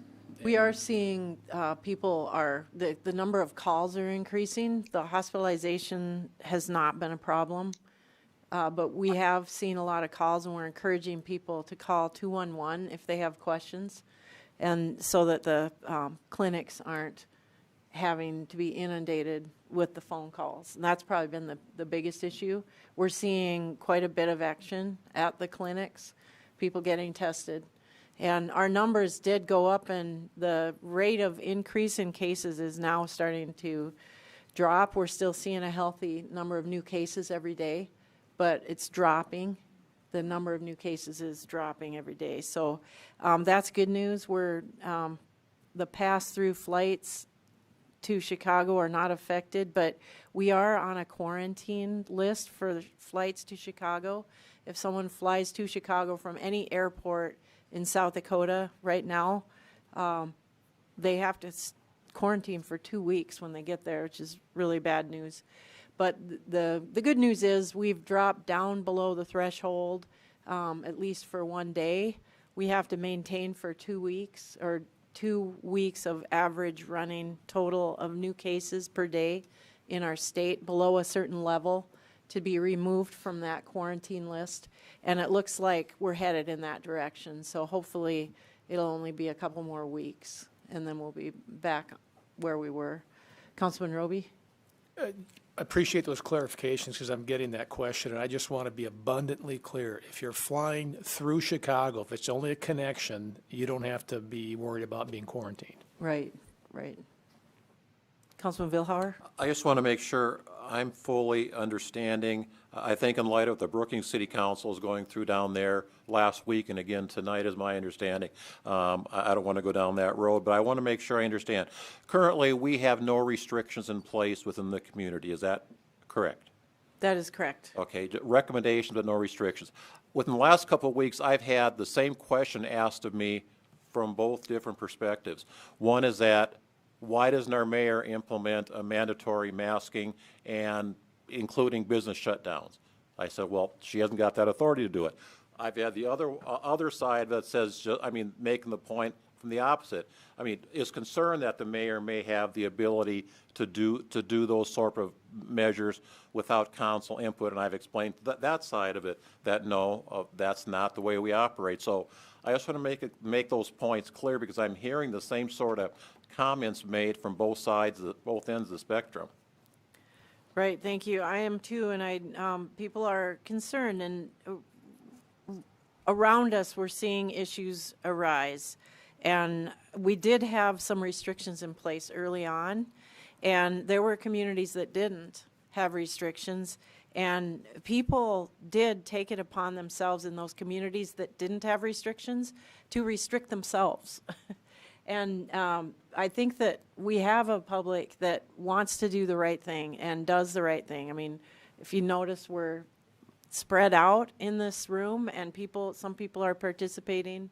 We can continue that way, and I think that in order to keep everything on an even keel, we're doing the right thing, and we can turn on a dime if the situation changes, which it could.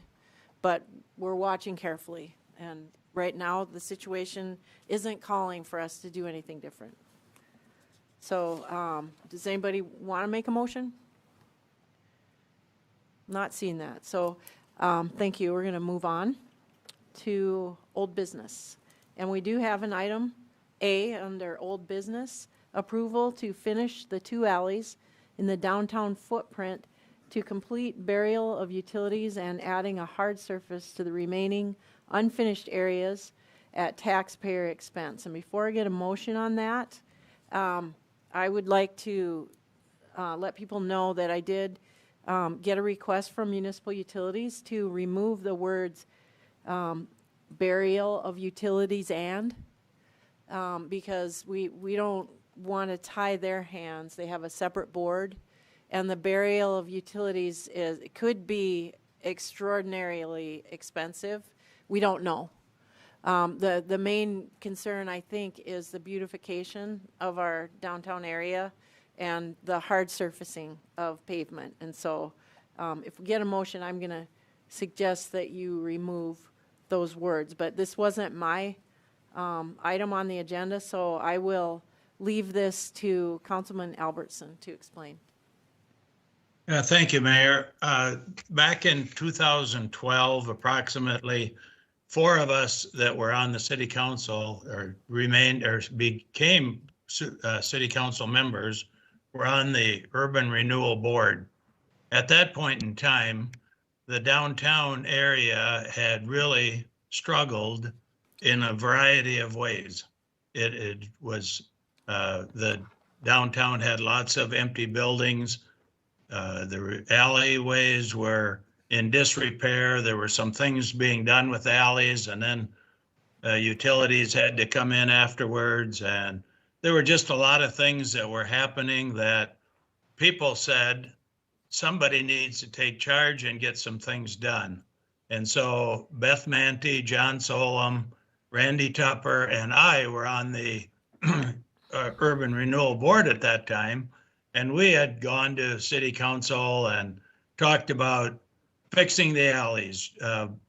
In this case, burying the utilities wires that were hanging all over and making a beautification of the downtown area, not even having any idea that we would have industrial development things happening with the buildings as the alleys and parking lots got improved.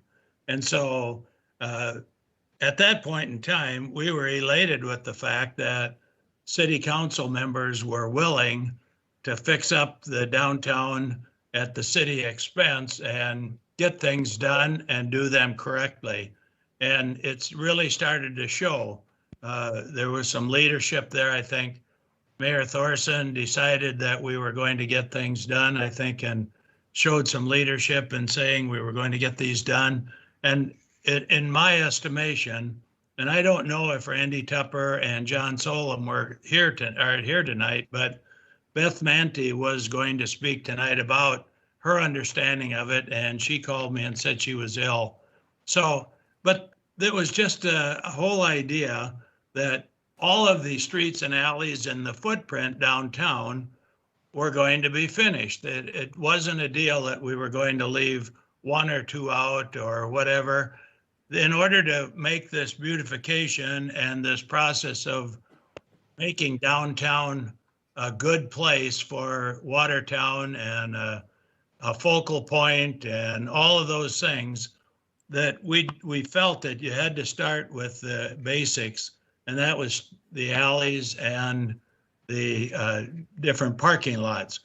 Well, those things got done, and they've been done on a timely manner, and I don't think anybody has argued about the timeliness of it.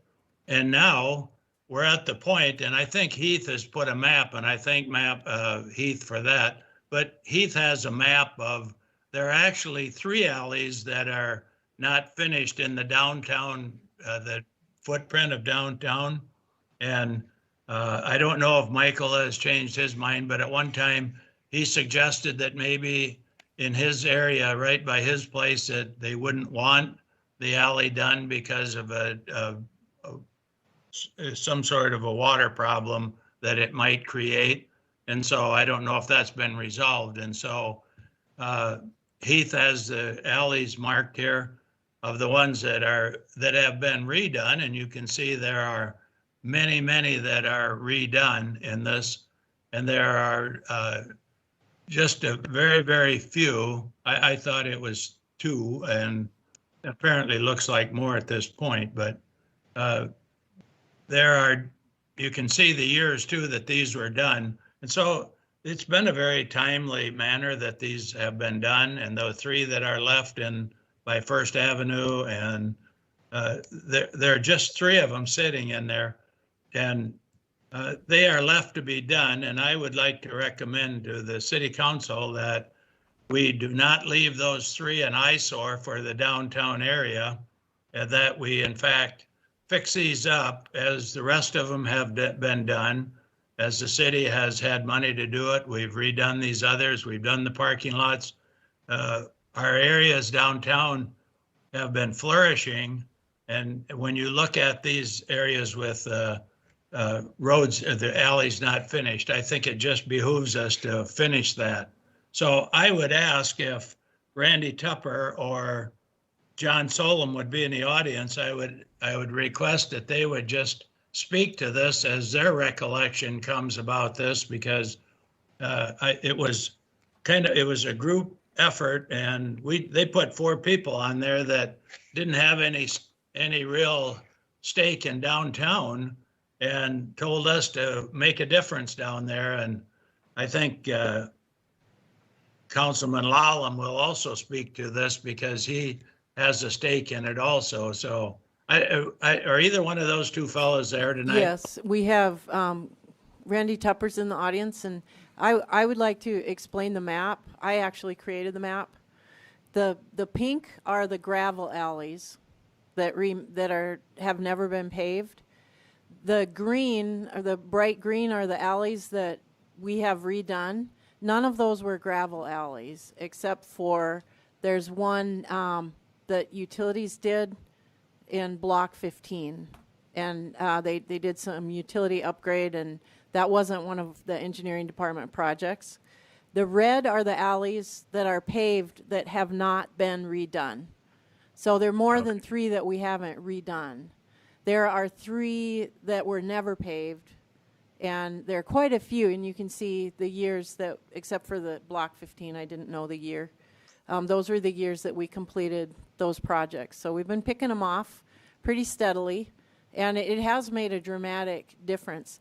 The issue has come with confusion on the staff. The alley in Block 33 is entirely residents, single-family homes. The alley in Block 34 has one business, and the rest are single-family homes. And the alley in Block 6 is east and west gravel, north and south pavement.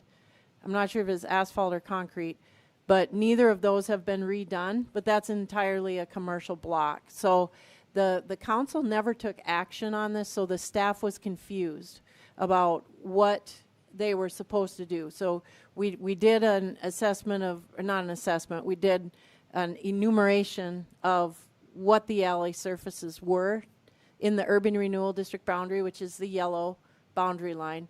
The urban renewal district contains areas which are residential, like that Block 33, which has a gravel alley. That's all residential. There isn't any commercial in it. In fact, I think it's zoned residential. It's not even zoned. It's not even zoned commercial. The rest of them, I think it's just that Block 13, and yes, the two edges on the bottom are zoned residential, and everything else is zoned commercial or industrial. And so the staff would appreciate knowing what the council's intention is. Are you wanting to do all the alleys in the urban renewal district boundary, even if they're just residential in use? Or are you, just make sure that your motion is clear, and municipal utilities ask that you not obligate them in your motion. Councilman Hoyer? Very quick, just to clarify, because I got mentioned in the email and just now too. What I had said is just that, so to be clear, my house is on one of these alleys. That's why I made the comment about they're almost 100-year-old houses. The alley is currently unpaved. Most of ours don't have sump pumps because we have a very dry neighborhood. So just making sure if that decision was made to pave it, that it wouldn't have negative implications for those property owners. That's all. Just, I don't know if that's a little research that gets done, just like how is it going to drain if you do that, or if we put one in, put proper drainage in. But aside from that, because I am on one of these alleys, I think it's probably appropriate that I recuse myself from this.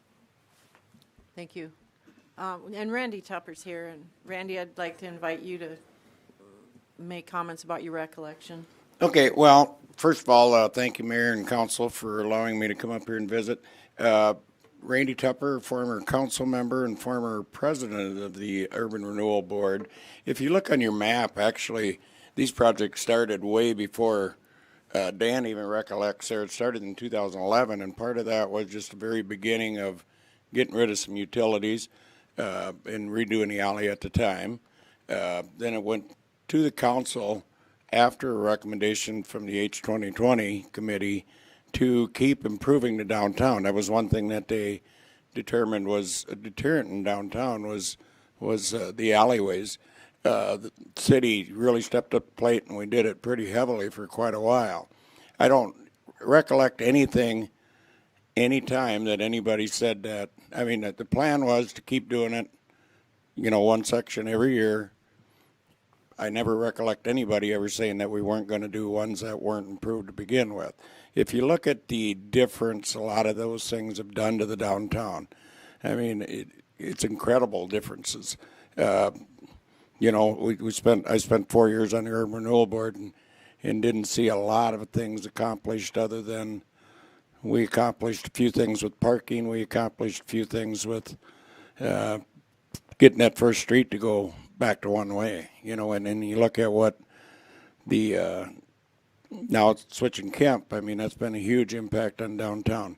So I would hate to see the council, like you say, you got quite a few, and whether you put the gravel alleys to the back end of that and do those someplace down the road, but I can never ever recollect saying that the ones that weren't improved to begin with, the city was not going to do it taxpayer cost.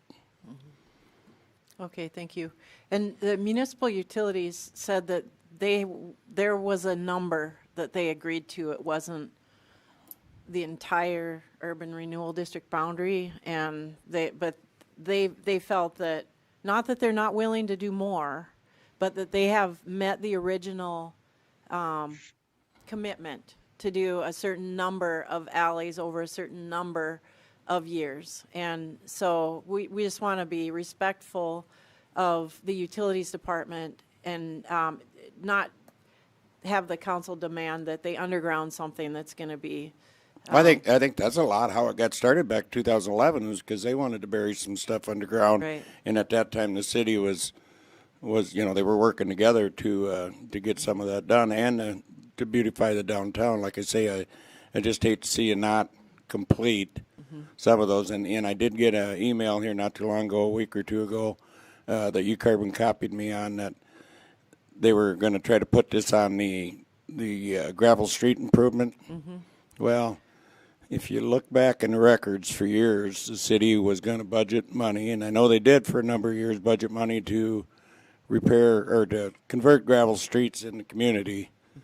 I don't know if we've ever did a single one of them. No, and it's because we have, I did the calculation in 2014 or 13 that we have $4 million worth of road paving to do to pave our gravel streets, not our alleys, our gravel streets. And some of those we get lots of calls from people wanting us to pave, and they're actual streets with high traffic on them.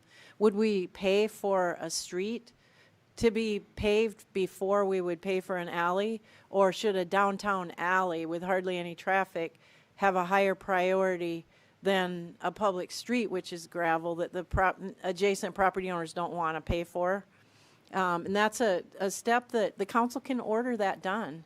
And that's tough, though, on the adjacent property owners to ask them to pay for it. And so those roads remain gravel. Which ones are you going to do first? Yeah, that's always been where do you start? Right. Where do you start? Where do you end?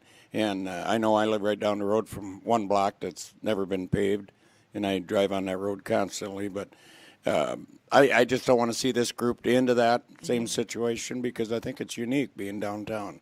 If you look at some of the ones that aren't done and some of the ones that are gravel right now, they're probably the worst looking alleys you got downtown for the beautification of downtown, and not just because of the gravel.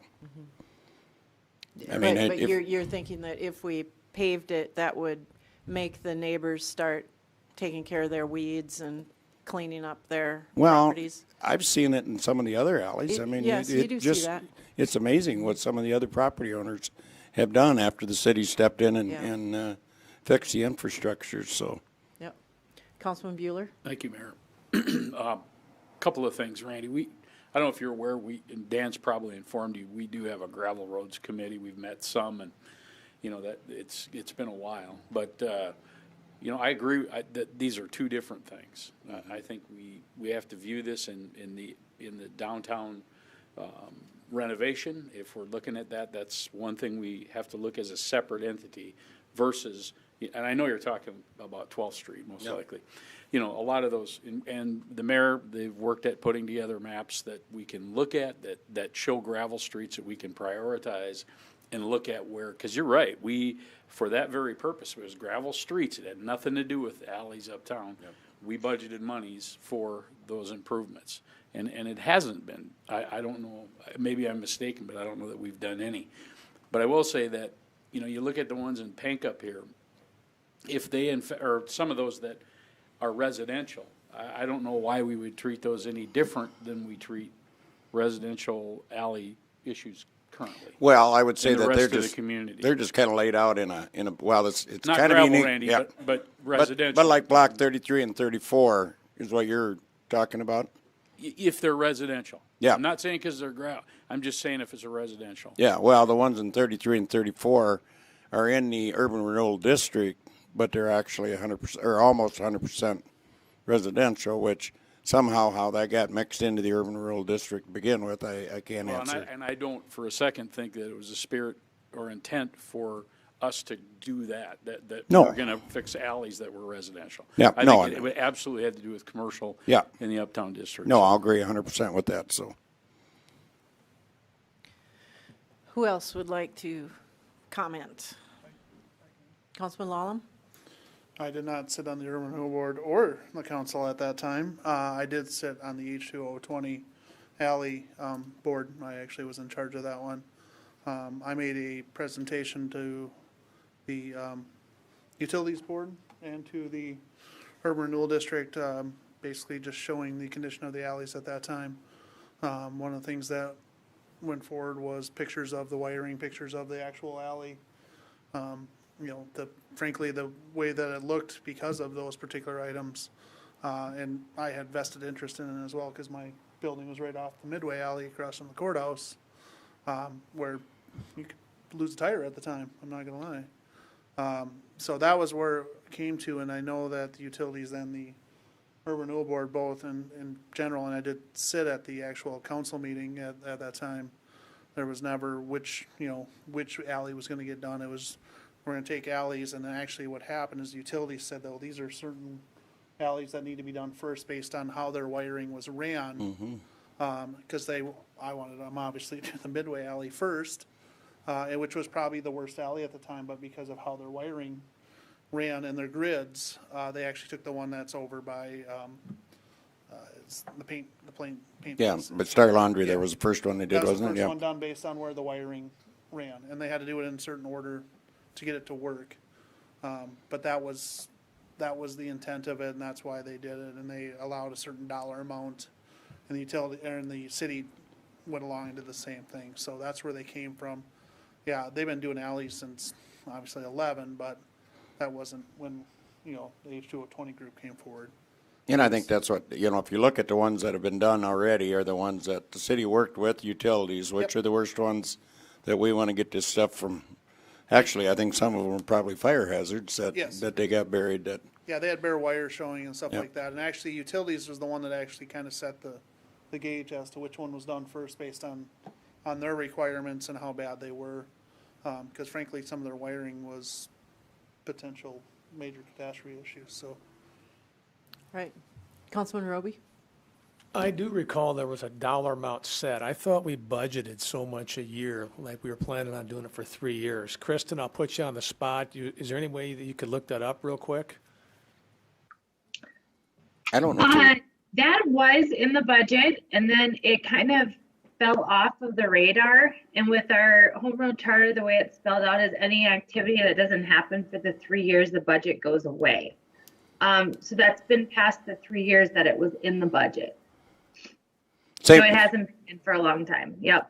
Same thing as what happened to the improvements to the gravel roads in town. They budgeted, I believe it was $300,000 a year. Or correct me if I'm wrong. I was thinking, wasn't it like 175? Could be. I I'm can't remember the amount, but and it was always that hard determination, where do you start? So pretty soon it just fell off the budget, and I would hate to see this happen with the remaining alleys downtown, especially the money the city's invested already, and we've got developers invested money downtown.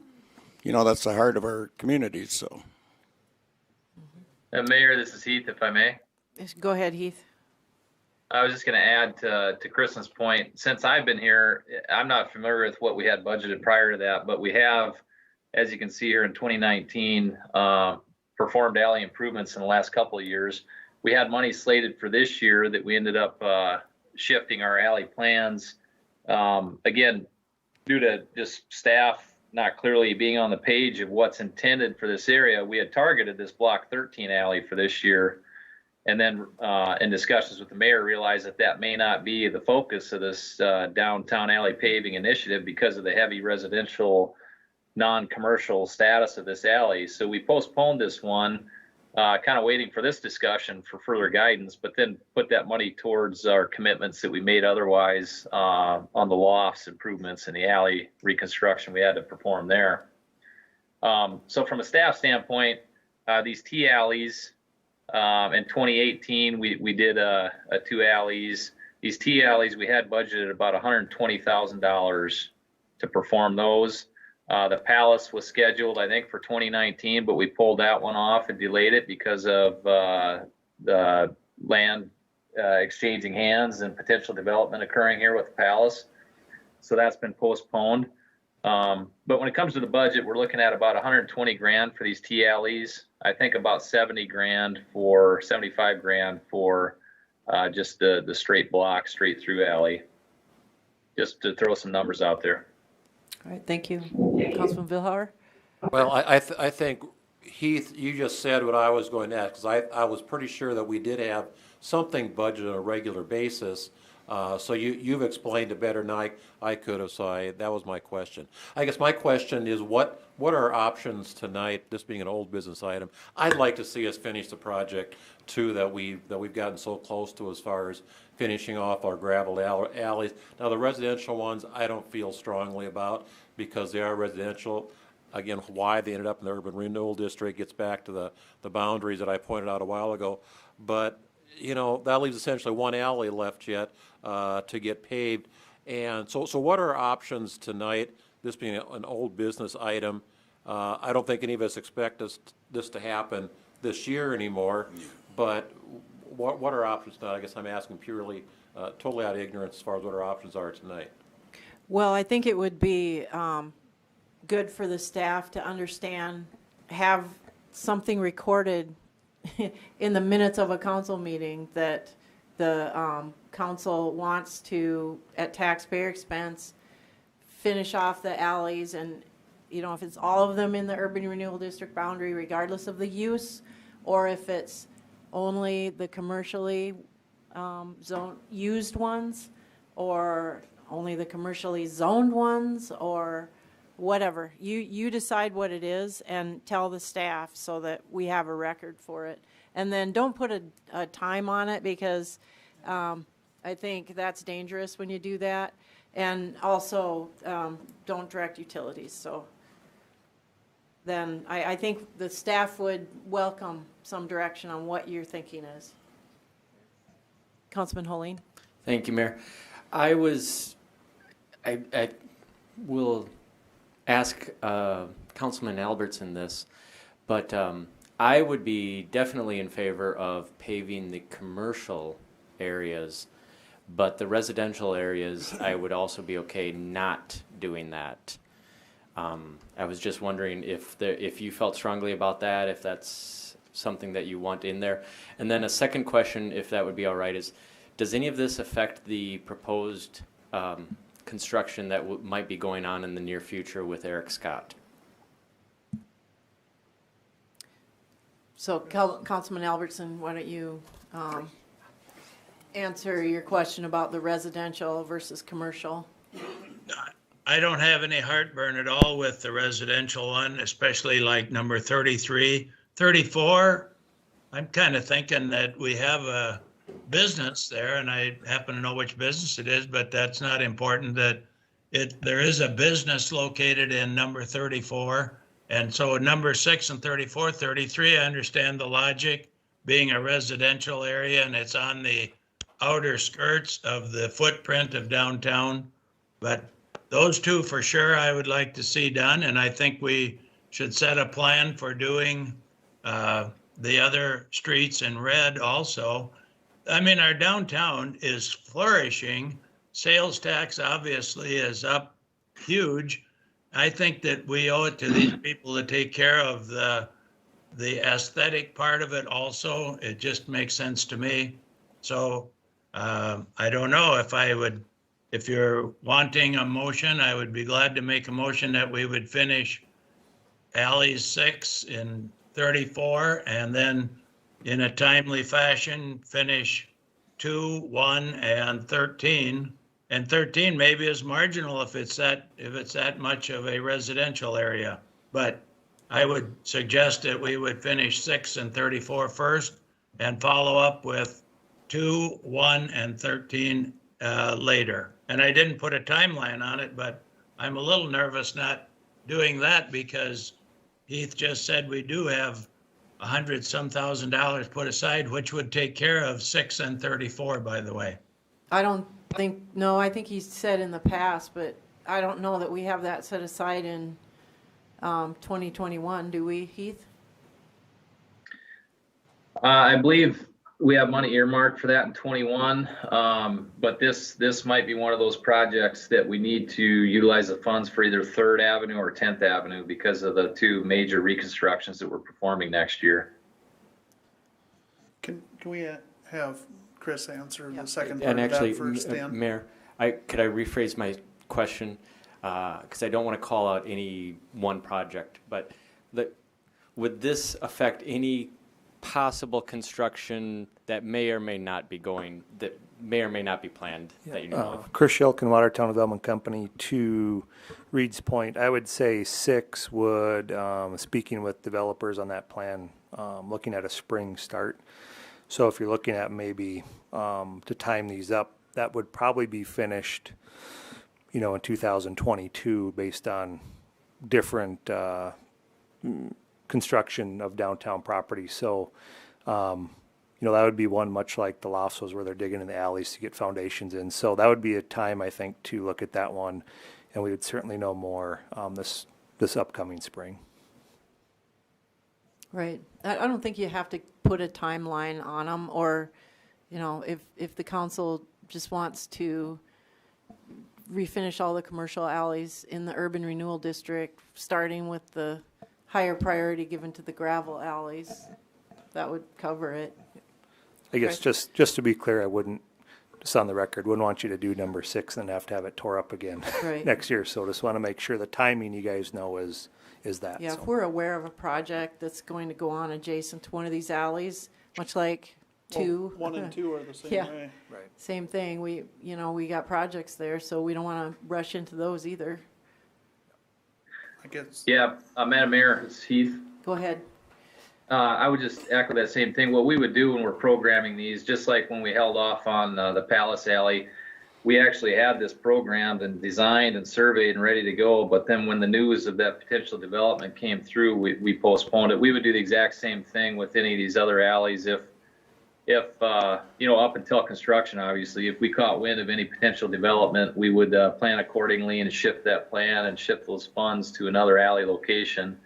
So I think the more important aspect tonight, as far as what staff would be looking for from council, is just the plan on what to move forward with. And that would really help us, then move forward with that fluid plan that we would then manage from there on. Mayor. Councilman Lallam. I would actually make the motion that we pave block 1, 2, 6, 35, and 7 in our plan.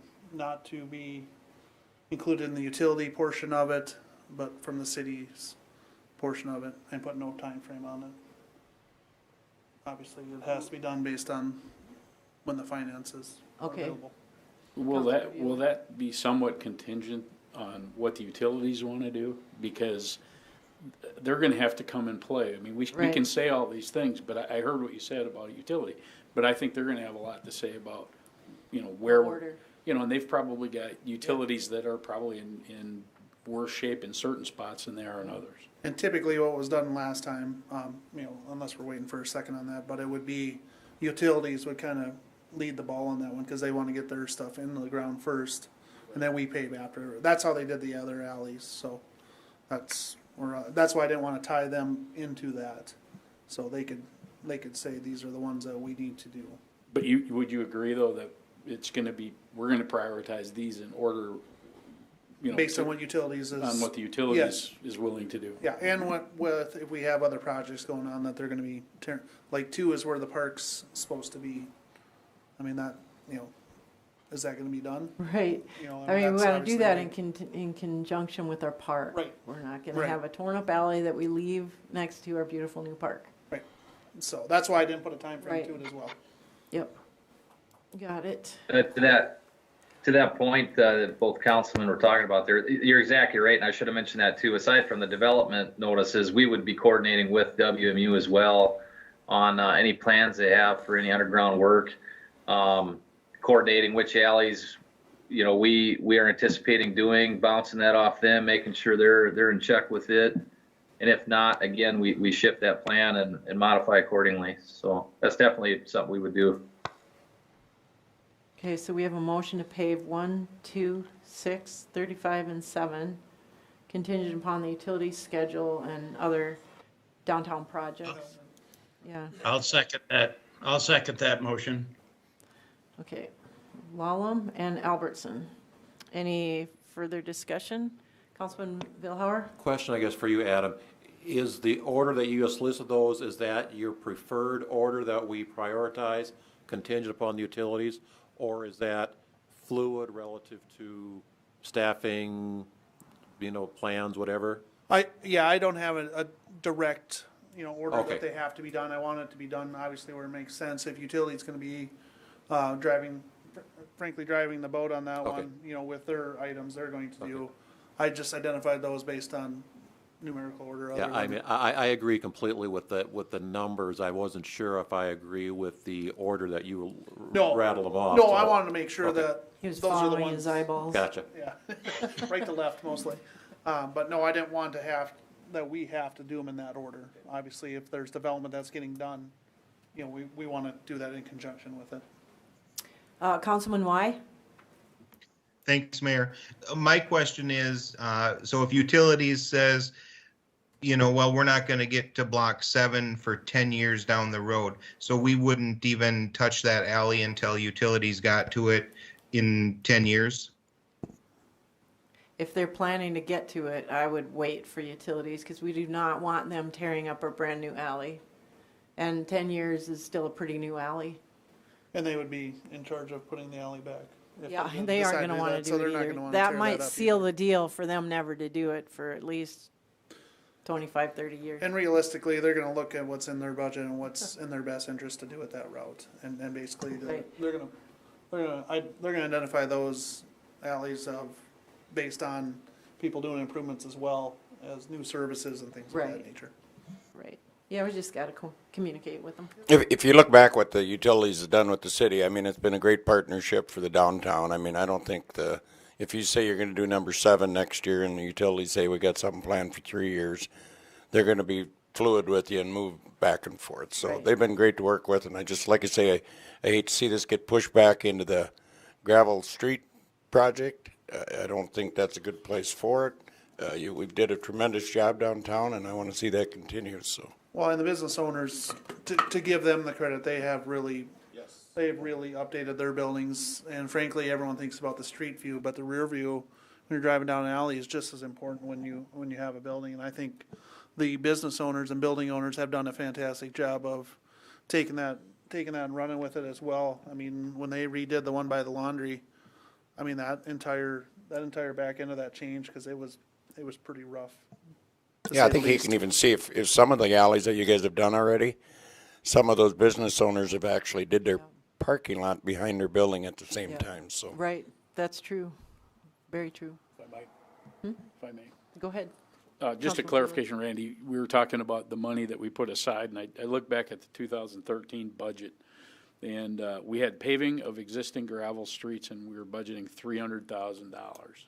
And I don't know how many years we did that, but I know it was. We didn't do any of them. Yeah. And No, I'm saying Oh, how we many times we Yeah. budgeted the dough, but we never used the Yeah, dough. and that's what I don't want to see with that. When you guys bring that forward again, and I know that's going to be a hard one to determine. Where do you start? Where do you That's end? what, yeah, we got a priority system. You can throw money at on a budget, but like I say, it never got spent before, so. Right. No, but Councilman, it does show intent that that's what we were planning, Right. and we did it for a number of years. right. Councilman Y? Just another question. So if utilities came and said, hey, in 2022, we're going to bury or do utility work on 6, 7, and 18, would that, then would we be required to pave them once they finished, or would we pave them once we could get to them, I guess? 18 is on the list. So Well, they don't yeah. normally, I mean, they work with us. They, like Randy said, that's been a conversation. They wouldn't rip up an alley that we won't be able to get to right away. So, we'd talk to them and we'd agree upon which alleys we're gonna do. So, and that's how that works. And if I may, Mayor. Sure. On Josh, on that one, when they did a couple of those alleys, they had to do 2 alleys at once based on where the electrical service ended. So I believe that was the T alley by the quote-unquote bar block. There was that went around the corner, so they had to do that one at the same time. So they don't. They And won't I just pick 'em. understand 18 isn't in your motion. I was just using that as an example. Sure. That would be gravel. They'd put it back to gravel. Yeah. Okay. Any other conversation before we vote? All right. All those in favor signify by saying aye. Aye. All those opposed signify by saying nay. And Councilman Hoyer abstain. Thank you, Okay, Mayor so- and Council. You're welcome. Motion carried. Thanks for the clarification. Is there Thanks, any Randy. other? Thanks, guys. Yep. Is there any other old business? Mayor, Councilman Hoyer. make a motion to move off the table or pick up off the table ratification of LGBTQ plus liaison appointments. More than anything, reason I'm doing this is just, let's talk about the motion to lay on the table being misused. Because the motion to lay on the table is not debatable, requires only a majority vote, and has high precedence, members are too often tempted to use it to kill the main motion. This is an improper use of the motion to lay on the table and an example of railroading. If a member opposes a main motion, he should speak and vote against it. To suppress action on a main motion, a member should move to postpone indefinitely. Another misuse of the motion to lay on the table occurs when members confuse it with the motion to postpone to a certain time. Often a member who wishes to postpone a main motion till later in the same meeting or to the following meeting uses the motion to lay on the table rather than the proper motion, the motion to postpone. There's no such thing as the motion to lay on the table until. The motion to lay on the table is one of the parliamentary motions that is used too often and hardly ever, in fact, never properly. Its purpose gives it a unique power, but the power provides the temptation for misuse. So what's the proper use of the motion to lay on the table? Motion would be appropriate for a medical or meeting emergency, or let's suppose that during debate the governor arrives. The motion to lay on the table would allow the body to quickly set aside the pending business to allow the governor to address the organization. After the governor leaves, the body can take the issue from the table. So I'm just asking that we take it off the table. If we're going to discuss it, we discuss it. If we want to postpone indefinitely, that can happen too, but just to properly address the issue instead of kind of just suppressing it. We have a motion by Councilman Hoyer and a second by Councilman Holin to remove the item from the table, and that's the liaison appointments for the LGBTQ liaison appointments. One is to the mayor's office, and that's Brett Reese, and one is to the police department, and that is Jess Johnson. Is there any discussion? Or is that something you can discuss? Well, I think we have to vote on the taking off the Just table. vote, just straight vote. Okay. All those in favor signify by saying aye. Aye. All those opposed signify by saying nay. Motion carries. So it's removed from the table. We have the liaison appointments to the mayor's office and to the police department. Is there a motion to approve? So moved. Have a motion by Hoyer to approve Second. and a second by Y. And discussion. Would anyone? Oh, I felt like last time we had discussed it quite a bit. I know that we've addressed it on multiple levels. Essentially, the idea is just that you'd have a liaison to the mayor's office. We already have one to the police department. She's already in that position doing it, as far as we know, very well. But- She's to my office as well. Oh, okay. This was to separate them and have the council ratify it.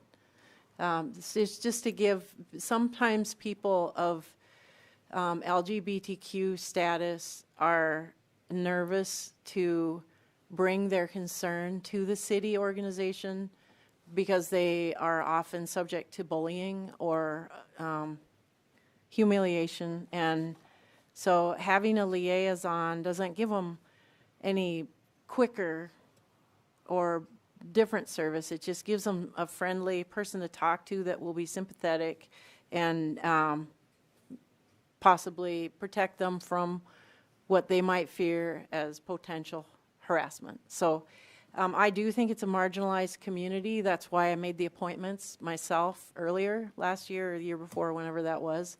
And I think that it's just a friendly gesture. There's no hidden agenda to do anything other than give a marginalized group of people a friendly ear to talk to. So that's why I did it. And I'm sorry that it created so much commotion. I didn't think that would happen. I didn't. It's not legislation. It's not a new rule. No one has to go through anybody to come to me. They can come directly to me without having to go through a third party to get to me first. This just says, you know, you're safe. You don't have to worry. Some places you might have to worry, not here. So, anybody else? Councilman Holeen? Thank you, Mayor. I would urge to vote against it. I understand it's a friendly gesture, but it's one that could spiral out of control. I have had several people in the community come up to me and say, if you're going to have a liaison for this, then could you also put me on as a liaison for this other organization that I'm in? I don't want to list them off. Some of them are political, some of them are just community-wide, and I'm not exactly sure how serious everyone was to it, but I don't know how we could tell someone no and someone yes. So I think it's just best to not get into that situation right from the outset and just continue with business as usual, which is any concerned citizen in Watertown could go and request a meeting with the mayor or the city council or come up. And I understand that they probably wouldn't talk publicly, but I know several people have come to your office. They just request a meeting and they get it. That's what Watertown is, and that's our form of government. I think that's adequate. I would not want to see Watertown go in a situation where we are telling people no when we tell some people yes. So. Thank you. Anyone else? I mean, I'm the mayor, and I've been pretty clear that I'm a safe person to talk to. The council ratifying that would keep it on there until the council would rescind it. So if we get a different mayor next year, there's still, I don't know if that person would be safe or not, but the liaisons would remain unless the council took them back. Councilman Hoyer? We're actually, Councilman Roby should probably go. He hasn't spoken yet. So. I was just going to say, I echo Reed's comments, and I follow the same logic I did with the flag issue. It's a pretty clear cut. If one gets some advantage, other gets the advantage too. So it's a very simple decision in my book, and I follow the same logic as the flag issue. Councilman Hoyer? So for me, I don't go with the slippery slope logic, and it's okay that we don't see on the same level on that.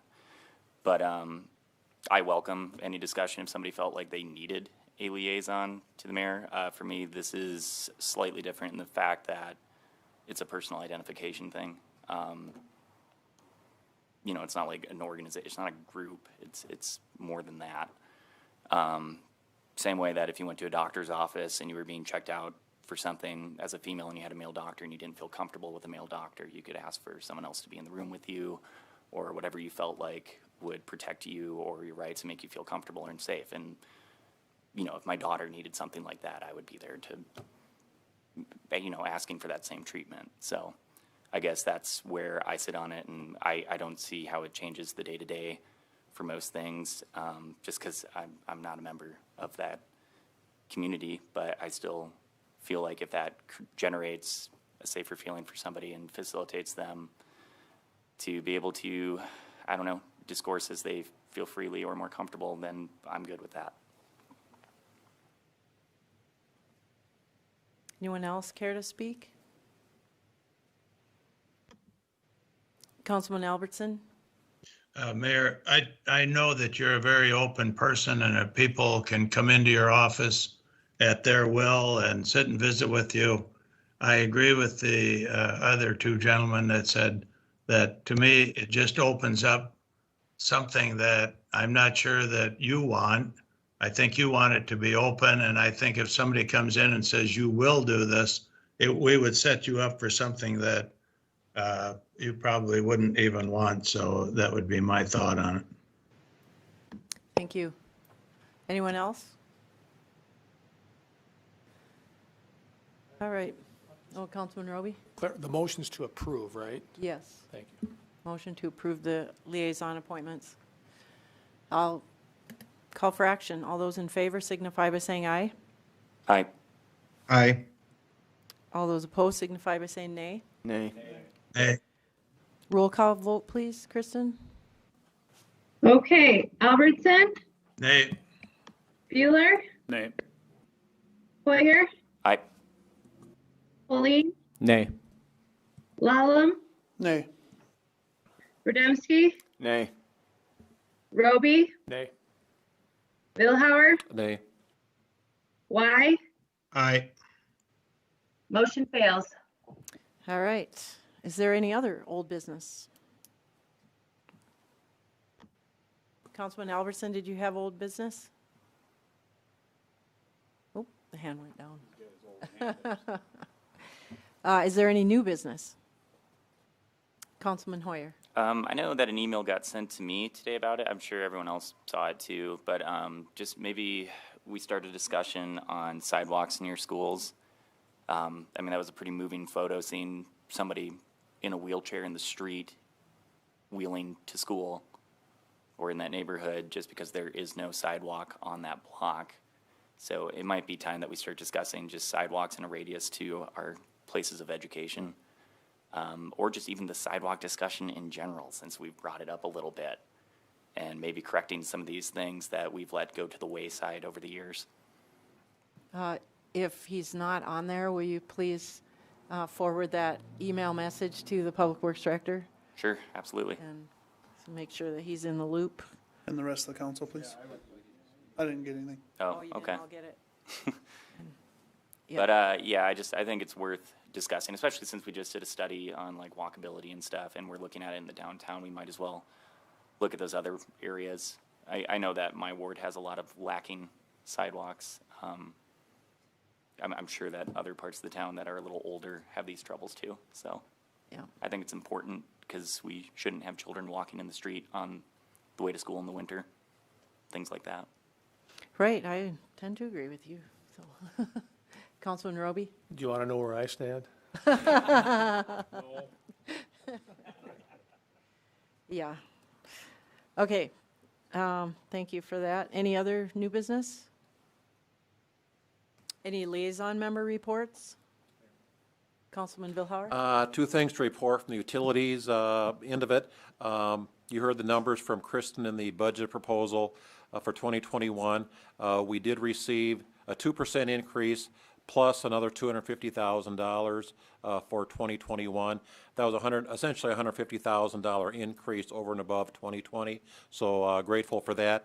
And secondly, you've heard me make reference on a number of different occasions about lining up a meeting with the contingent from our council as well as their board.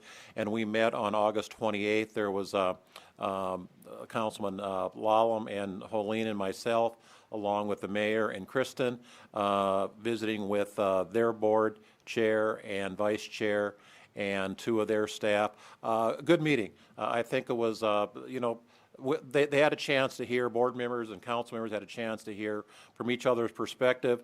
I think in some things we probably just have to agree to disagree, but I think it was a good dialogue that I'm hoping that we can continue to do on a, at some point, regular, irregular basis, because I think that just it helped foster communications between us and the utilities.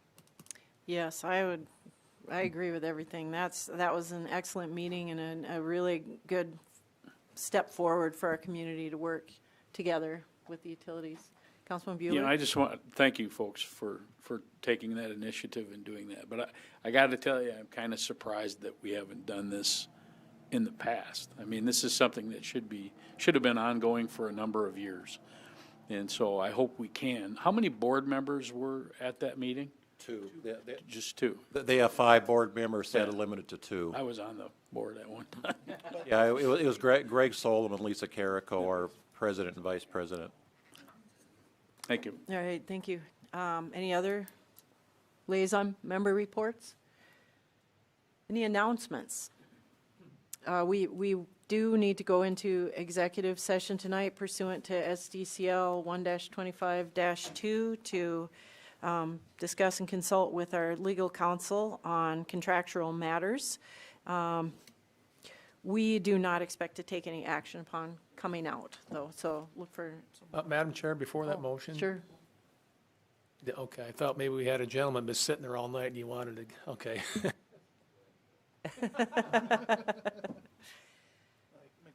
I have a motion by Lalum and a second by Holeen to go into executive session.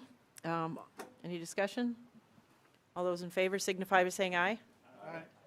Aye. Those opposed signify by saying nay. Motion carries. We're in executive session. Spencer.